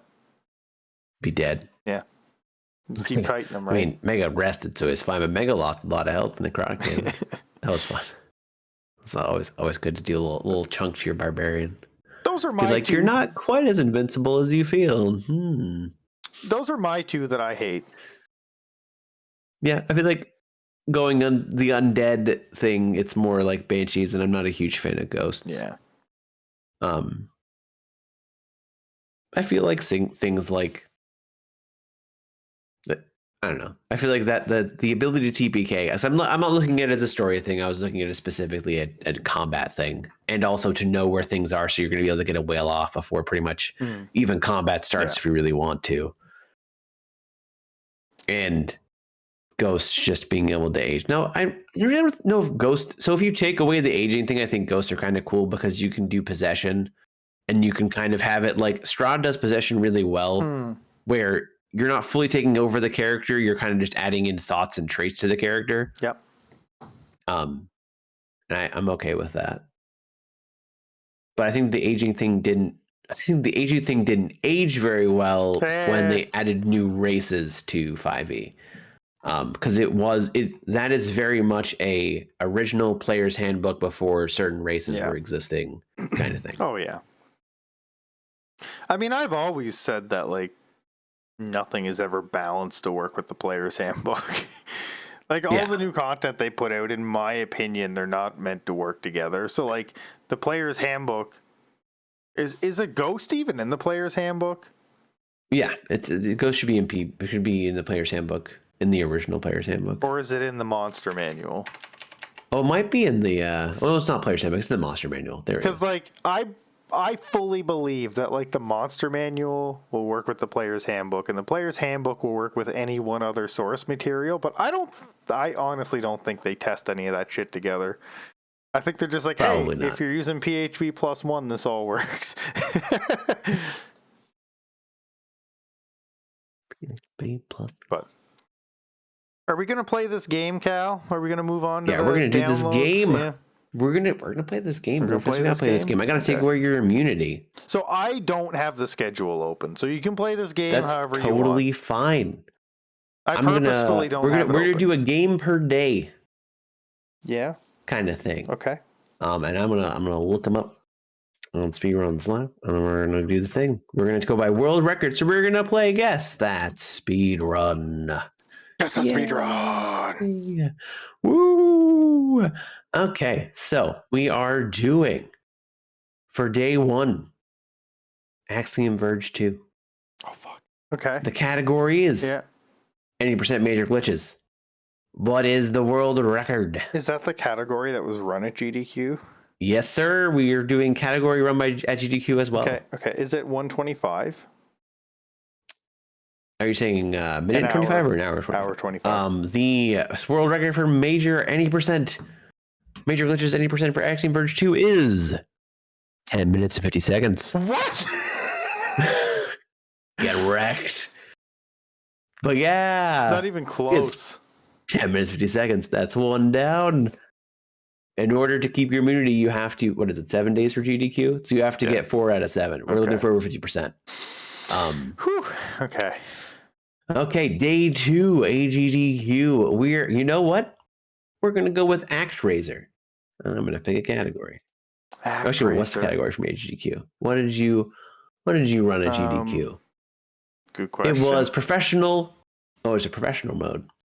So professional mode. How close do I got to get on this? We're going to go within 5 minutes. Or I guess it depends. Make it fair. I don't care. We'll say 5 minutes. Okay. Professional is the SNES version as well to specifically say. That makes sense. What is the world record for professional mode ActRaiser SNES? I've actually seen a lot of ActRaiser speedruns. I know, that's why I gave you this easier one. Can I ask a question? Sure. What's the question? Is LaHulk still the world record holder? No. Oh shit! Is it professional mode? I don't know if LaHulk ever was. LaHulk is 11th. Okay. Is it 25 minutes? It is 21:49. So you know what? I'm going to give you a point. It was close enough. What's LaHulk's time? That was pretty good. What's LaHulk's time? Is 23:58. Okay. I was like, I've seen him run that a lot, and I'm sure it's around 25 minutes. So professional mode is 21:49. Within 5 minutes, you get a point. You're a point on the board. Currently 1-1. What else you Okay. got, Cal? Tuesday, January 11th. What do you got? What do you got? What do you got? What do you got? Let's go with a long one. Well, thanks for the hint. Actually, no, let's not go with too long a one. We're going to say Nair Automata, any percent Okay, VC3 mod. near a tomato, any percent. Wait, what is- did you say after any I percent? need to double check that's actually a category. Oh yeah. Any percent VC3 mod, which What can you is explain? what was Do you have run. any That's a idea what a great V3 mod is? question. Let's just go with any percent, because that's going to be a lot easier for me because I don't know what VC3 mod is. Wait, so just any percent? Yeah. So 40 minutes? What is the world record? 40? 40? Yeah. 40 minutes, you say. Nair Automata. Yeah. Any percent world record is 1 hour, 18 minutes, and 30 seconds. You did not get a point. We're currently 1-2. I watched the VOD for Nier the other day, and I knew that the VC3 was somewhere around 20 minutes, like the GDQ run, and I was like, oh, I don't know what that mod does, so I'll say like... VC3 was 125. Really? I thought it was like a 20-minute run. You might have only watched the last 20 minutes. Maybe I fell asleep. Possibly. Okay, let's see if it's something that you... Oh, okay. This might be another one you could get a point on. Okay. Sonic the Hedgehog episode 2. Sonic the Hedgehog 4, episode 2, any percent co-op. Okay, so I've already seen this like 3 times. And I know that they got world record. And I know Yeah. that it's 43 and change. Okay. What is it? Let's can you get it exactly? 43:30? We're still giving you the point, but it's 43:47. See, 17 seconds I've off. watched this like 3 I know times you now. watched it a lot. This is kind of a gimme point. For those of you who don't Okay. know, I wonder if I hold on. We'll probably go over this in the block. No, yeah, okay. I'll Google the image now, so that we can bring it up in the block. But go ahead. Okay. So we're going to the next day. And we're going to do Castlevania, Circle of the Moon, Vampire Killer, all bosses. What is the world record? What It was also run by the world record holder. What was the original console this came out on? If I'm allowed to ask GBA. that. Okay, that's what I thought. Circle of the Moon. World 37? record holder. 37? 37. The all bosses vampire killer.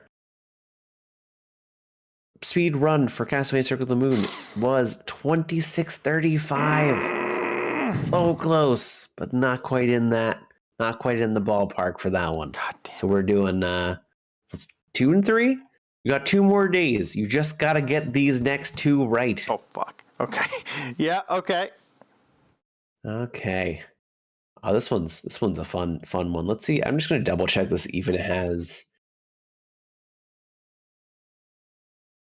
probably gonna be category extension. No, I'm not going to do that one because it's just going to be category extension. It's stupid. Okay. Dark Souls, all bosses.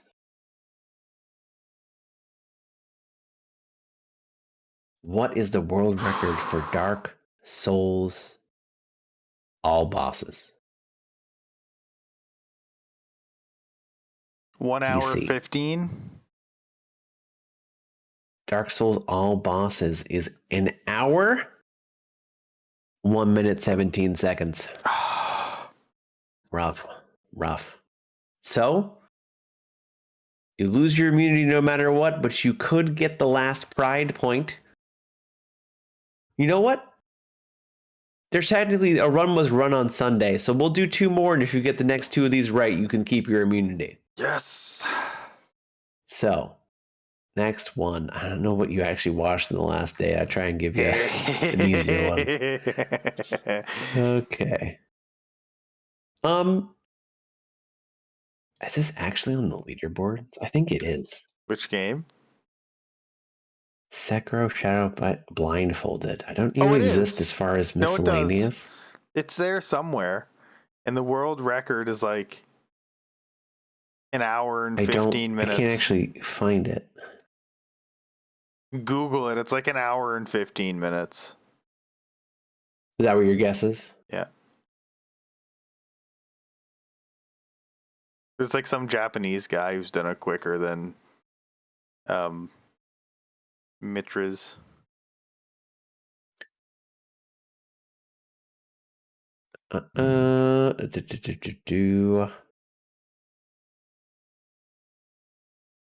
Why do you just have to give me Sekiro Blindfolded World? Now that I've guessed, I can start Googling too. Yeah. Um, It's all HGQ stuff, and it's like, yeah, come on. world record is 142.47. What did you say again? 115. Oh. Okay. It was a good try. It was a good try. Last run, Metal Gear Solid, console, all bosses. Oh, they just got that new skip. I'm gonna go with a safe guess and say 115. All bosses extreme. Oh wow. Go real time. 1:16:49. You got the point. Sadly, you went 3 and 5. You were 1 point away, but that means you lose your immunity. Rip. So next time, something might have to happen. We did come up with some certain challenges and stuff for us. So when one of us finally gets to that point, you get to see some fun things happen. Damn. But yeah, it was close. That was a close one. It was one away. If you had gotten a little bit closer on one of them, you would have done it. But nah, so close. Damn. But Rufus, what is AGDQ to those living under a rock for the past couple of years? It's awesome games done quick. Nice. And it's a speedrunning marathon where they raise money for a couple charities, Prevent Cancer and Doctors Without Borders. AGDQ is typically always Prevent Cancer Foundation, and SGDQ is typically always Doctors Without Borders. And they recently raised about 3.4-ish million. Yeah, it was a little over 3.4 million. It's insane. It's crazy. I don't know if I have the exact amount. It's Where's it at? 3.4 million and change. Yeah. $3,416,729. Oh boy. That's a lot of months. It's insane. That's a lot of money to charity, and that's awesome. Definitely worth checking out. A lot of the VODs are on All the YouTube. stuff. You can go to gamesdonequick.com/schedule to see all the games that were run, and then you can cross-reference that over to YouTube and see if you can find it by looking up AGDQ plus the game that you want to see. They're not all up They're yet. really good There's a lot about of them up. they're really good about doing it, but yeah, they're still. It's a lot quicker now that it's digital. When it was in person, it used to take them a lot longer. But there's a lot of games up there. There are some missing. It takes time. They got to choose which ones to render first. So I think they upload the ones that they think people will want to see quicker first. Yeah. Like as an example, I think there's still some stuff from like the Monday that aren't posted yet, but like the Sekiro Blindfolded's already up. Well, yeah, that would have been posted right afterwards. Yeah. It was insane. They pick. They do it. I'm just saying they pick and choose based on popularity the order that they're going to upload. Which makes sense. Totally. You want to go day by day? I think so. Yeah. What you liked?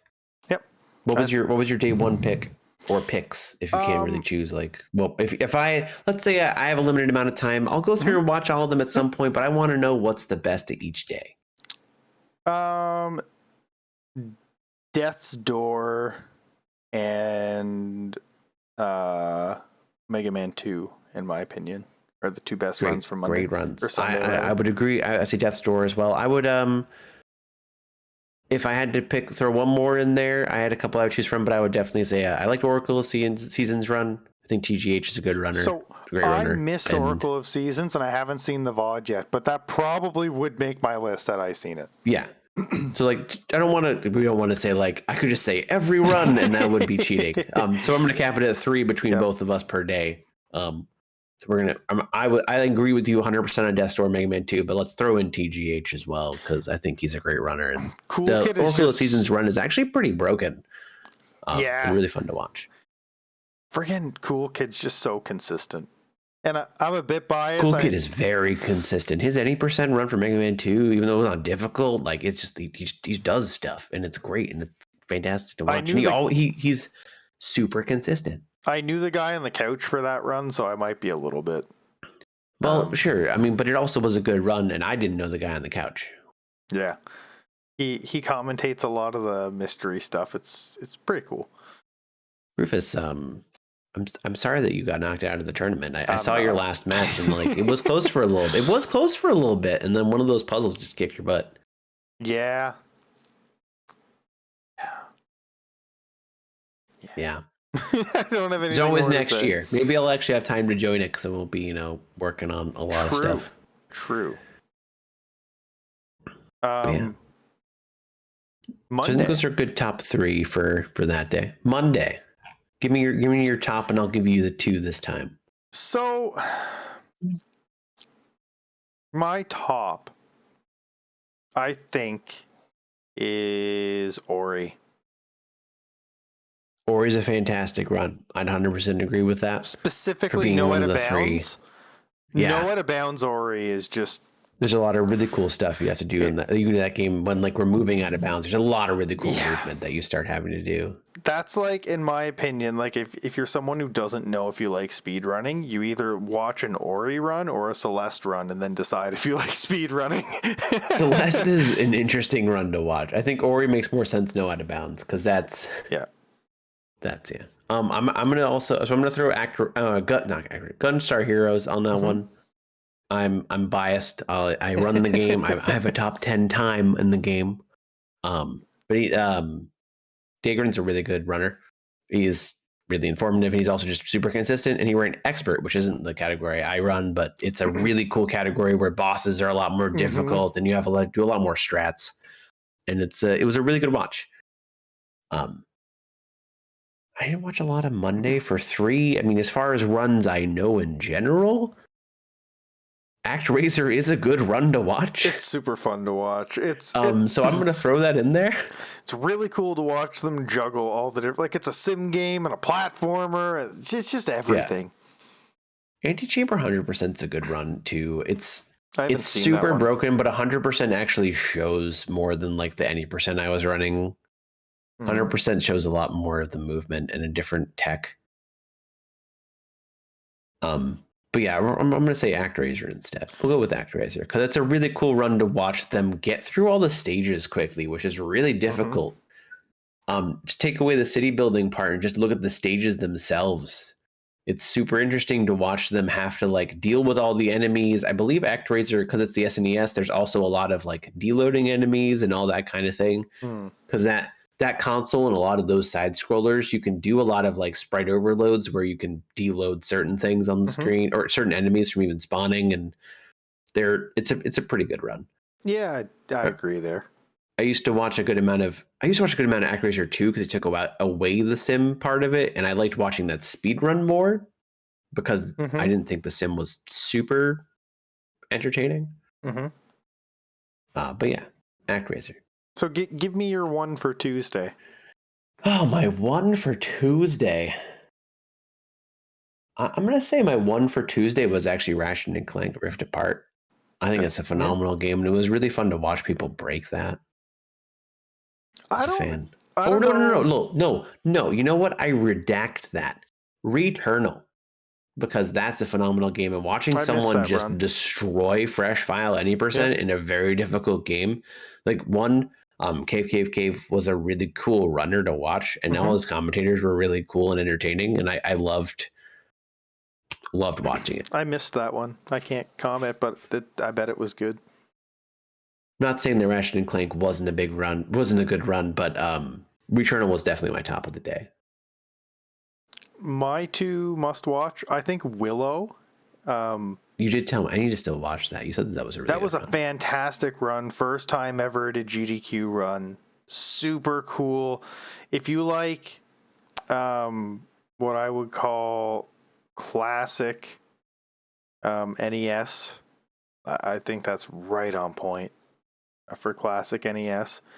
Secondly, Gargoyle Quest 2. I just really like that run in general, and I was happy to see it there. Yeah. Technically a precursor to Demon's Crest. Super cool. Oh yeah, super cool. What's your one for Wednesday? My one for Wednesday. Gotta pick one. Oh god, this is such a hard one. I could pick like 5. You go first and then I'll pick mine. It's a good day. 'Cause- Okay, 'cause so you get my two. two are going to be, I think GeoGuessr was really cool. I did go back and watch that because I didn't have a chance. I think GeoGuessr co-op is really cool because Yep. it's so impressive to see them do that. Mm-hmm. So for Rufus is better at explaining the way it's set up than I am. So if you want to the way they did it, rundown. it was a co-op run. One person could only see Google Maps, and that was the person who had to input the answer. And the other person only had street view. So like they were like the person walking around on the ground, and they had to communicate with each other to figure out where they were at and answer. It was pretty dope. It was pretty cool. I really liked that one. That was one of the It was ones I great. couldn't decide between. I'm kind of letting you Right. read out my answers basically. And then my other one, I think Diddy Kong Racing is a really cool speedrun to watch. That wasn't I enjoyed it. Wednesday. It's 11:59 p.m. for me. Oh, sorry. Eastern time. Let's go. Yeah, I'm okay. putting it in there. Ah, yeah. No, that's a good run. I just thought it was Wednesday. You're not leaving me a lot of room here. Because now I have to pick Sonic. I have to pick the Sonic. The world record run. Sonic 4 Episode 2. For those of you who don't know, there were two. First of all, There's two. It's a co-op. yeah, I cannot make that clear enough because all the friggin' news articles you're going to see about this are like, Argic made a world record. And like, it's not, he's even come out on Twitter and he's just like, I don't think you guys realize that this run was literally impossible without. Right. My There's no way co-runner. without Amber. Yeah. Yeah. Without Amber, But- there was no chance. So there was a donation incentive before this run that if they met it, Argic had to do the run in a Sonic costume. Yeah. So this is now forever immortalized in the world record run for now, at least Yeah. until someone It'll- beats it. It'll be there. It's on the video. That's actually a screenshot from the run. You can see like that's like the GDQ frame with like his name underneath. Yeah. I think that's a must-watch run. Argic has a certain energy about him. It's the thing I love about him is the thing that I hate about him, and that's that he never fucking shuts up. Yeah, he And- just keeps talking. And it's great for like a GDQ run or like a showcase. I find him really hard to watch. I couldn't watch him all day, but like for like a run like this where he's got like a co-host with him, it's just great. Argic brings all the energy. The run is amazing. Highly like I would watch that run. Oh yeah. That would It's be definitely a very good run to watch. Highly recommend because the run is a world record, and also the runner is really cool. If you were gonna Really pick good. like any one day to watch all of, like I would I say just feel like it's Wednesday. like watch Wednesday was Wednesday, great. watch Wednesday starting from Katamari And then going all from there. the way to the end of Wednesday.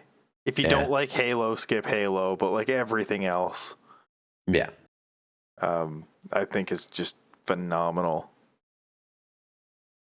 So I got a one for the next day. Thursday. Do you have one, or do you need me to help you narrow it down? No, I got a one. Okay, so I It's- want to make I want to make a change to the format. You have to pick Okay. one, and then you also have to pick one from the terrible games block. If you've seen I any of didn't them, watch a lot of terrible games, but Okay, I have 2 for terrible games block. then. Okay, then you just go with your 2 for terrible games block, Okay. and then I'll pick a decent game. Okay. Discworld, if you've read the books, even if you haven't, the game was just a really nice type of terrible. Nice. The best type of terrible. It was actually pretty good it had a lot of good stuff for people who've read at least 1 or 2 of the books. And like my number 1 recommendation for all of Awful Block, Zadette. Actually, I've seen that run. I know what that. Yeah, I know. I saw that one. Zadette was also a race too, which was cool. It was, and I knew somebody in the race.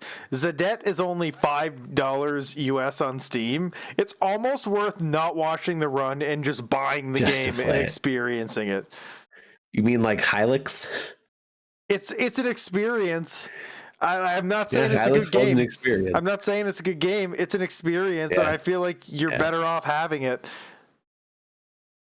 But oh man, Yeah, no, that was a really fun game to watch. I agree with that, and I need to watch Discworld still. My top one from the other blocks. I enjoy watching randomizers in general, so I enjoyed Kingdom Hearts Randomizer. I think it's a fun randomizer because Kingdom Hearts has a lot of different strats for every single boss and every single encounter and every single everything. That if you watch the 90%, it's just the same one over and over again. But the randomizer takes away like the long gummy ship sections and a lot of the long stuff, and also makes the runners actually think about everything before they have to go into an area.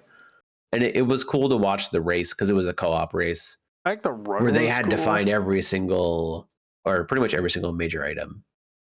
I think the run was really cool. Yeah. But I also think that like that would have been much better served if Spike Vegeta was commentating instead of playing. But See, the thing is he actually plays that. it's his game. That's like his game That's right his now. game. But like, Yeah, and so like I guess if there wasn't a race and it was just a co-op, he would also have been able to commentate for it. Yeah. But because it was a co-op, there was no commentating. it's a good run. I just enjoy watching it. It's a good run. It's not as hype as it should have been. Is I guess I where forgot I'm who going. the other 2 commentators were for the race, but they were pretty good. Like they were really good at commentating. They were knowledgeable, but they didn't bring the energy that Well, deserved. no one's going to bring the same energy as Spike does. No. Like that's just a fact. Spike and J Hobbs, like if they could have found, like, Oh, if they could have just done a co-op, yeah. no, but like if they had Rose Curl and Violin, and then they had 2 other people racing, and then they had Spike and J Hobbs commentating, boom, like that would have been like That would have been fire. crazy. But like Yes. it was a really good run. I highly recommend was. watching it. It's a really good run. It was pretty close for a while, and then I'm not going to spoil anything, but one of the teams pulled ahead a pretty good amount. Like it worked like a randomizer race. It was really close, Yep. and then one of the teams found a couple items in one specific way at a specific time, and Yeah. boom, Randomized. randomizer. I gotta pick 2 for the next day. Yeah, you do. I'm gonna go with Step Mania for my first. I think Step Mhm. Mania is a really fun run So to watch. it's not just that Mania though. It's It's not no ITG. ITG. Yeah. No ITG. Not yeah. not ITG, you're right. Yeah. Not ITG. I watched like 90% of it, and I looked away for a little bit, but I didn't want to because I had to go do something at that Yeah. time, and I was sad because it was a really good run. The It cool, was. the cool thing But about it was that run, it's an exhibition. It wasn't a run, but it was like an exhibition, Yeah. and it's amazing to see the people that just can do what they do with a Step Mania board. so Spooty Biscuit wasn't doing this per se, but the thing I found really cool about that exhibition is that the mod pack specifically that they were running was meant to be sight read at a competition. Right. And like those charts are meant to be hard to read. Like I was trying to keep track of the charts and I was like, what is going on? What? It was super cool. It's insane to like what they're able to do is insane. Mm-hmm. Like dancing, it's one thing. Imagine sight reading that. It took a Yeah. lot of skill for Spooty to just do that, but he wasn't sight reading. Right.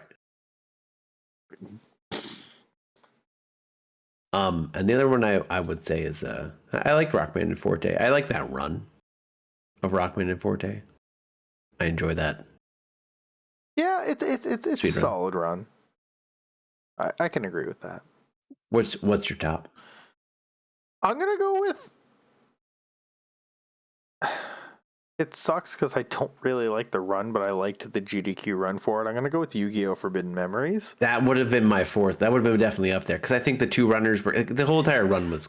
Keys and Sky were good at it. great, and Yeah. and like the 15 card drop mod really helps, and I thought they riffed well off of each other. Like I wouldn't just sit down and watch people run Forbidden Memories because I think it's kind of a really shitty, broken, and not in a good way speed run. But like this was a good race to watch. You just gotta get some dragons and some equips and some thunders. It's fine. Whoever gets Black Meteor Dragon first wins in a race like that. But like I think it's a good race to watch. I think there was some good commentary. I think the energy was good. I think it's a cool GDQ concept. But like they do a race of the 5-card drop mod every month, and it's like for a 4-hour max race. Yeah, no, and it's fun to watch those because it's like Spike, Keys, Sky, a couple other people from the community, and they're just.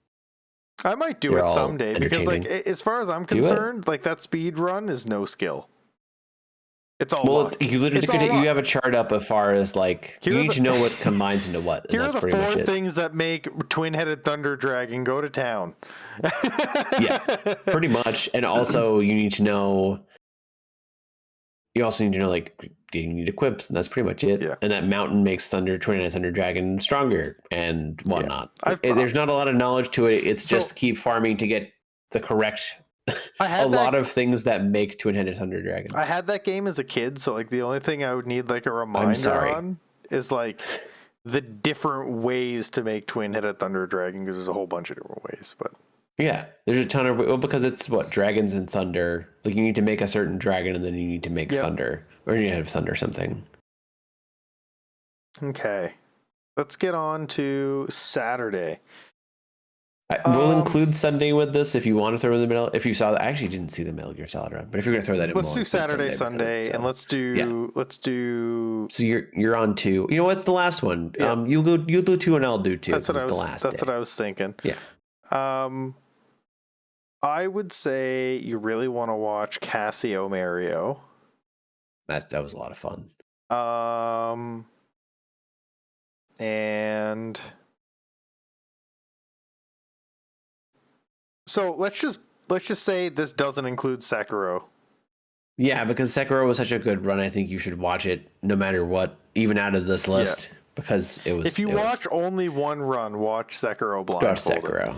So it's not on the list. It's beyond the list. It's over here somewhere. Like personally too, from someone who got turned away. I actually was making progress in that game when I quit it, but got turned away by Sekiro because of how bullshit it is as a video game. Someone beat it blindfolded in just over 2 hours. That's insane. That's so stupid. So we're not going to include Sekiro in this. Sure. So what's your other pick? I'm going to go Casio with Mario. So Casio Mario, and I'm going to go with. Let me just make sure that I'm in the right day here. My second one. I think Earthbound was kind of interesting.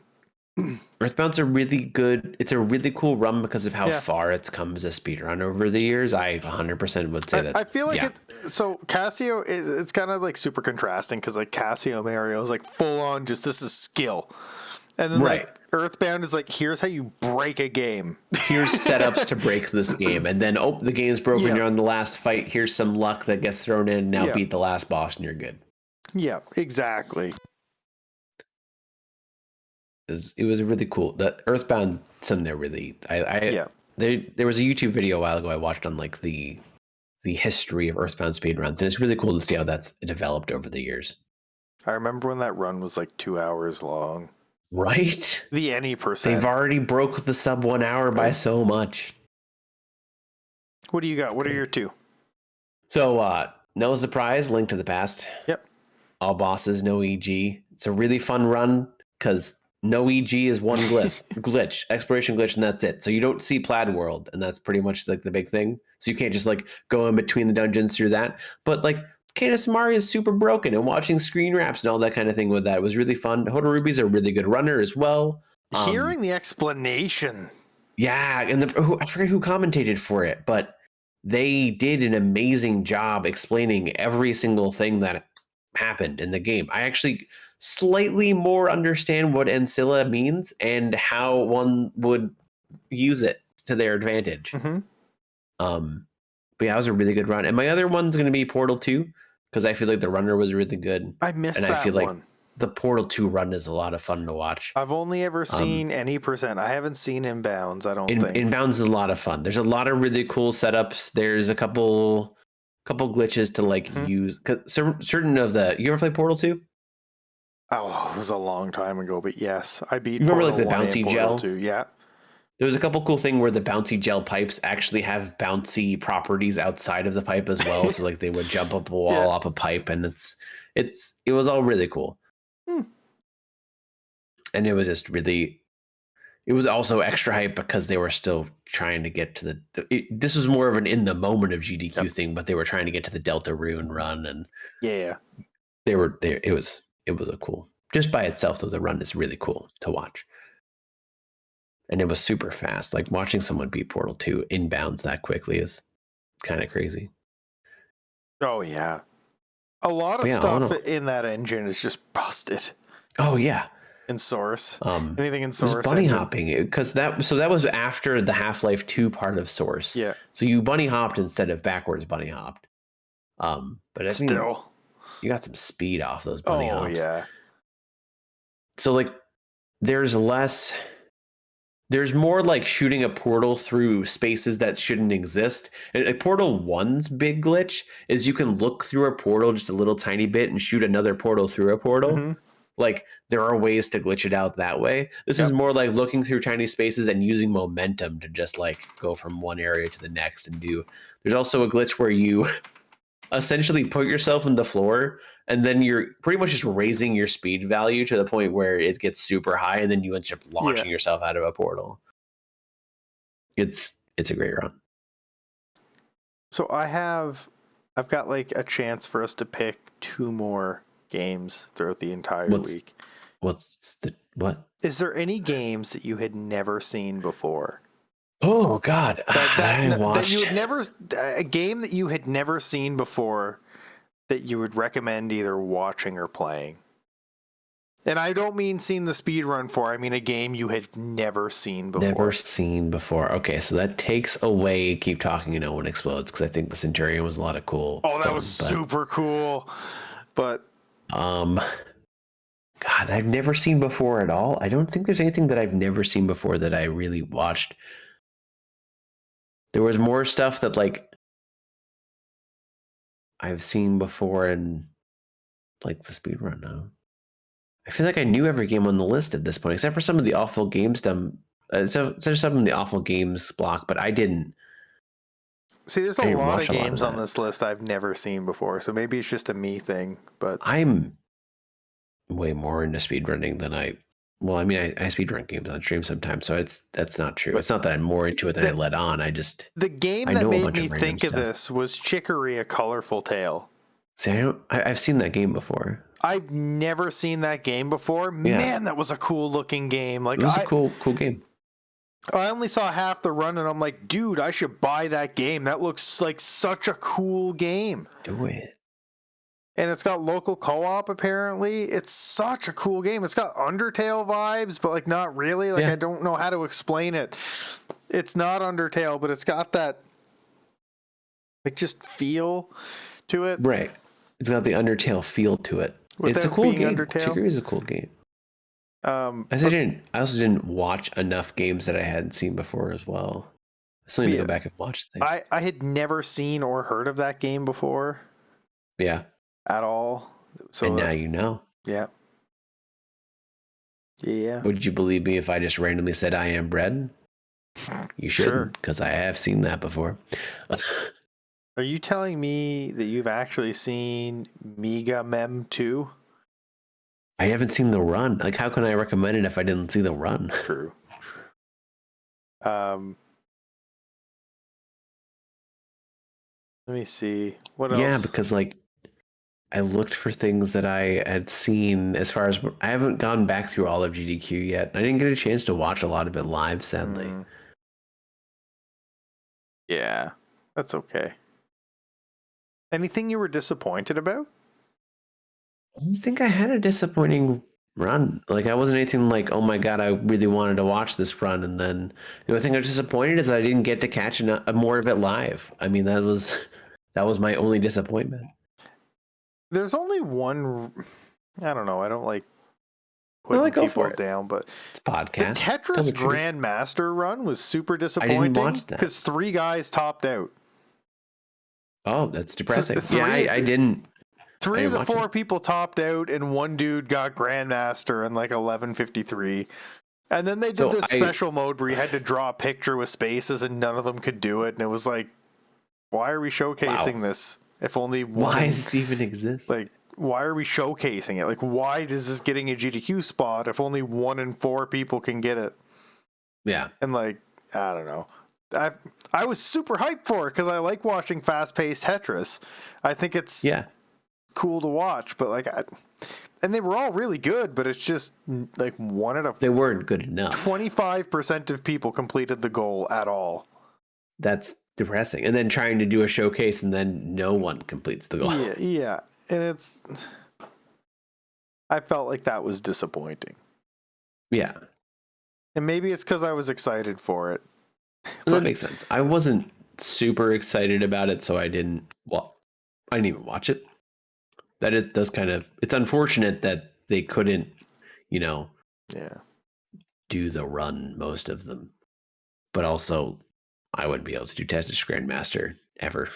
Yeah, me neither. But like, if I was going to be on GDQ, I'd like to think that there was a chance. Yeah, I mean, if I submitted a run to GDQ, I'd like to think that I was consistent enough to possibly come close to doing it. But yeah, it was fun. It was a fun Yeah. thing to watch. I enjoyed it a lot. Go watch the And, VODs. Watch the VODs. I think we're probably going to call it there rather than we're gonna cut the last part of this, because unless you have something that really grinds your gears, I just know we're coming close to time. No, I don't think don't there's wanna run anything too long. specific that grinds my gears anymore than just that I keep hearing people talk about NFTs. What now? I didn't. You cut out a little bit. What did you say? I said that I keep hearing people talk about NFTs. Oh my god! Seriously, have you seen the Konami NFT auction that Yeah. happened of like Yeah. clips of Castlevania Yeah, that sold for hundreds of was it? Maybe it was tens of thousands enough. of dollars. Enough. It was enough. Maybe we'll do.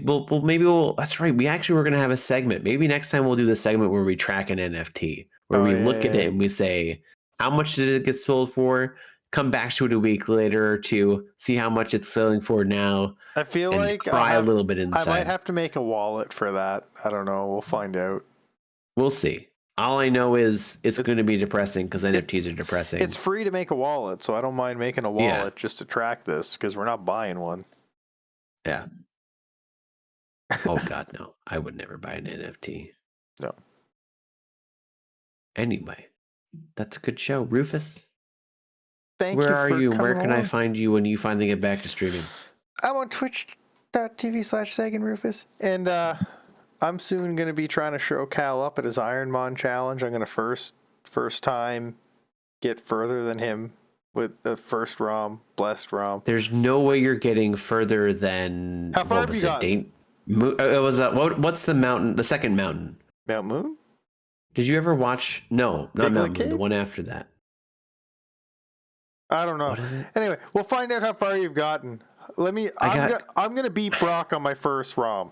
That's where I'm at right now. That's what you think you're going to do. Is you're going to Yeah. beat Brock on your first round. There's Yeah. literally you're not going to do it. There's no way you're beating Brock on your first round. Calling it. You can call whatever you want. It's not going to happen.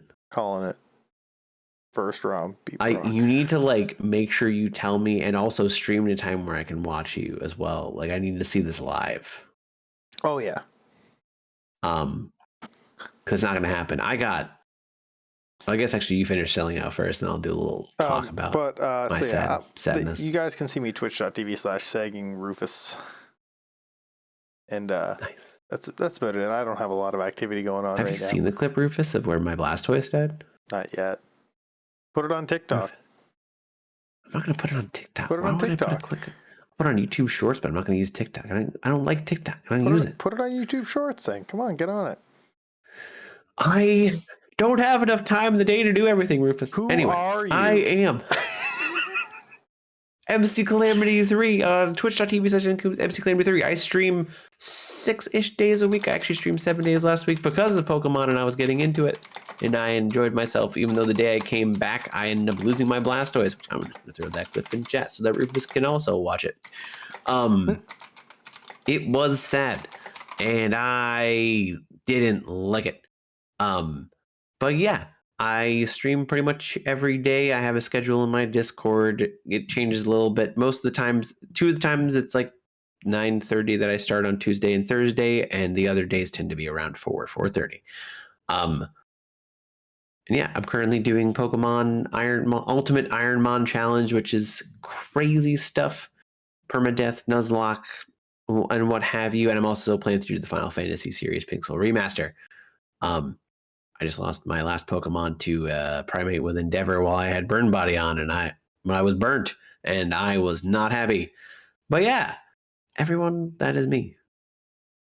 And you can also see us on Sundays on, depending on the Sunday, That's right. my channel or Cal's channel. We swap Rufus's D&Ds. channel this coming Sunday, and then mine next Sunday, and it'll keep rotating that way. So this Sunday coming, I'm going to be DMing my campaign that Cal plays in, and then the next Sunday, I'll be playing in Cal's campaign, which he DMs, and it's a super fun time. Lots of fun stuff going on. And then you can catch us. You can come see here us. You can see us on put our money where our Mondays. mouth is, because we talk about DMing and D&D all the time. You can actually watch us DM and play, and see whether we're actually following what we say or whether we're just BSing the entire time. It's true. And then on Mondays, you can come here and tell us, because we're here every Be like, Monday. wow, you told me that I should do this thing, but you did this thing instead. And it's like, well, Do as thinking I on the say, fly. not as I do. Exactly. But yeah, we're here every Monday, 8 p.m. Eastern, 9 p.m. Atlantic. And we talk. You're cutting out a little bit. I'm cutting out. Oh, geez. A little bit, yeah. I was But mumbling. yeah, we're here every Monday at 8 p.m. Eastern, 9 a.m. 8 p.m. Eastern, 9 p.m. Atlantic. This is why you do 30 the frames per send-offs. second. And then the next day or so, we are up on all the podcast platforms. Today we only did Twitch. Normally we're also on YouTube and Facebook, but we're gonna have YouTube and. But Rufus. Does Facebook even have like a podcast thing afterwards, or is that only live for us? It's alive. It's alive. Okay, so YouTube it'll be up tomorrow, and the other podcast platforms. And I might upload the video to Facebook. I'll see how many We'll followers. see what happens. We'll see how many followers we have on Facebook. If we've got like 2, they're probably here watching now and don't care. Yeah, that's true. Most people are usually watching through Twitch, but I feel like we get some YouTubes from time to time. we get some YouTubes from time to time. I think most of our I don't YouTube views get are after Rufus. the fact. Rufus keeps all the other stats from the other podcast platforms away from me. Yeah, I don't want you to see how sad it is. Tell all your friends that they can see it on Spotify or listen to it on Spotify. I do. I actually specifically, it's funny, my sister listened to a couple ones because she was like, oh, you have a podcast, that's cool. She doesn't play D&D or any of that, but she still listens. It's a listen. I was like, sure, that's cool. That's more than my I sister's appreciate doing. Calling you out. Calling you out. Well, I mean, she's not listening, so you No. can't really call your sister out. It's like that time I called my wife out. She found it on TikTok, though. Oh, yeah, I remember that. I looked at that TikTok and she had reacted to it. Fuck. Sad that she didn't play Jackbox with us, right? No, she didn't. No. She might have played Jackbox with us and then didn't. She might someday. We'll see. See if I let her out of the cage. Anyway, thank you all for coming out. Yeah. We'll see you next week. Same time, same place. Same bat time, same bat channel. Here. Goodbye. Downloading Dungeons. Bye, everybody.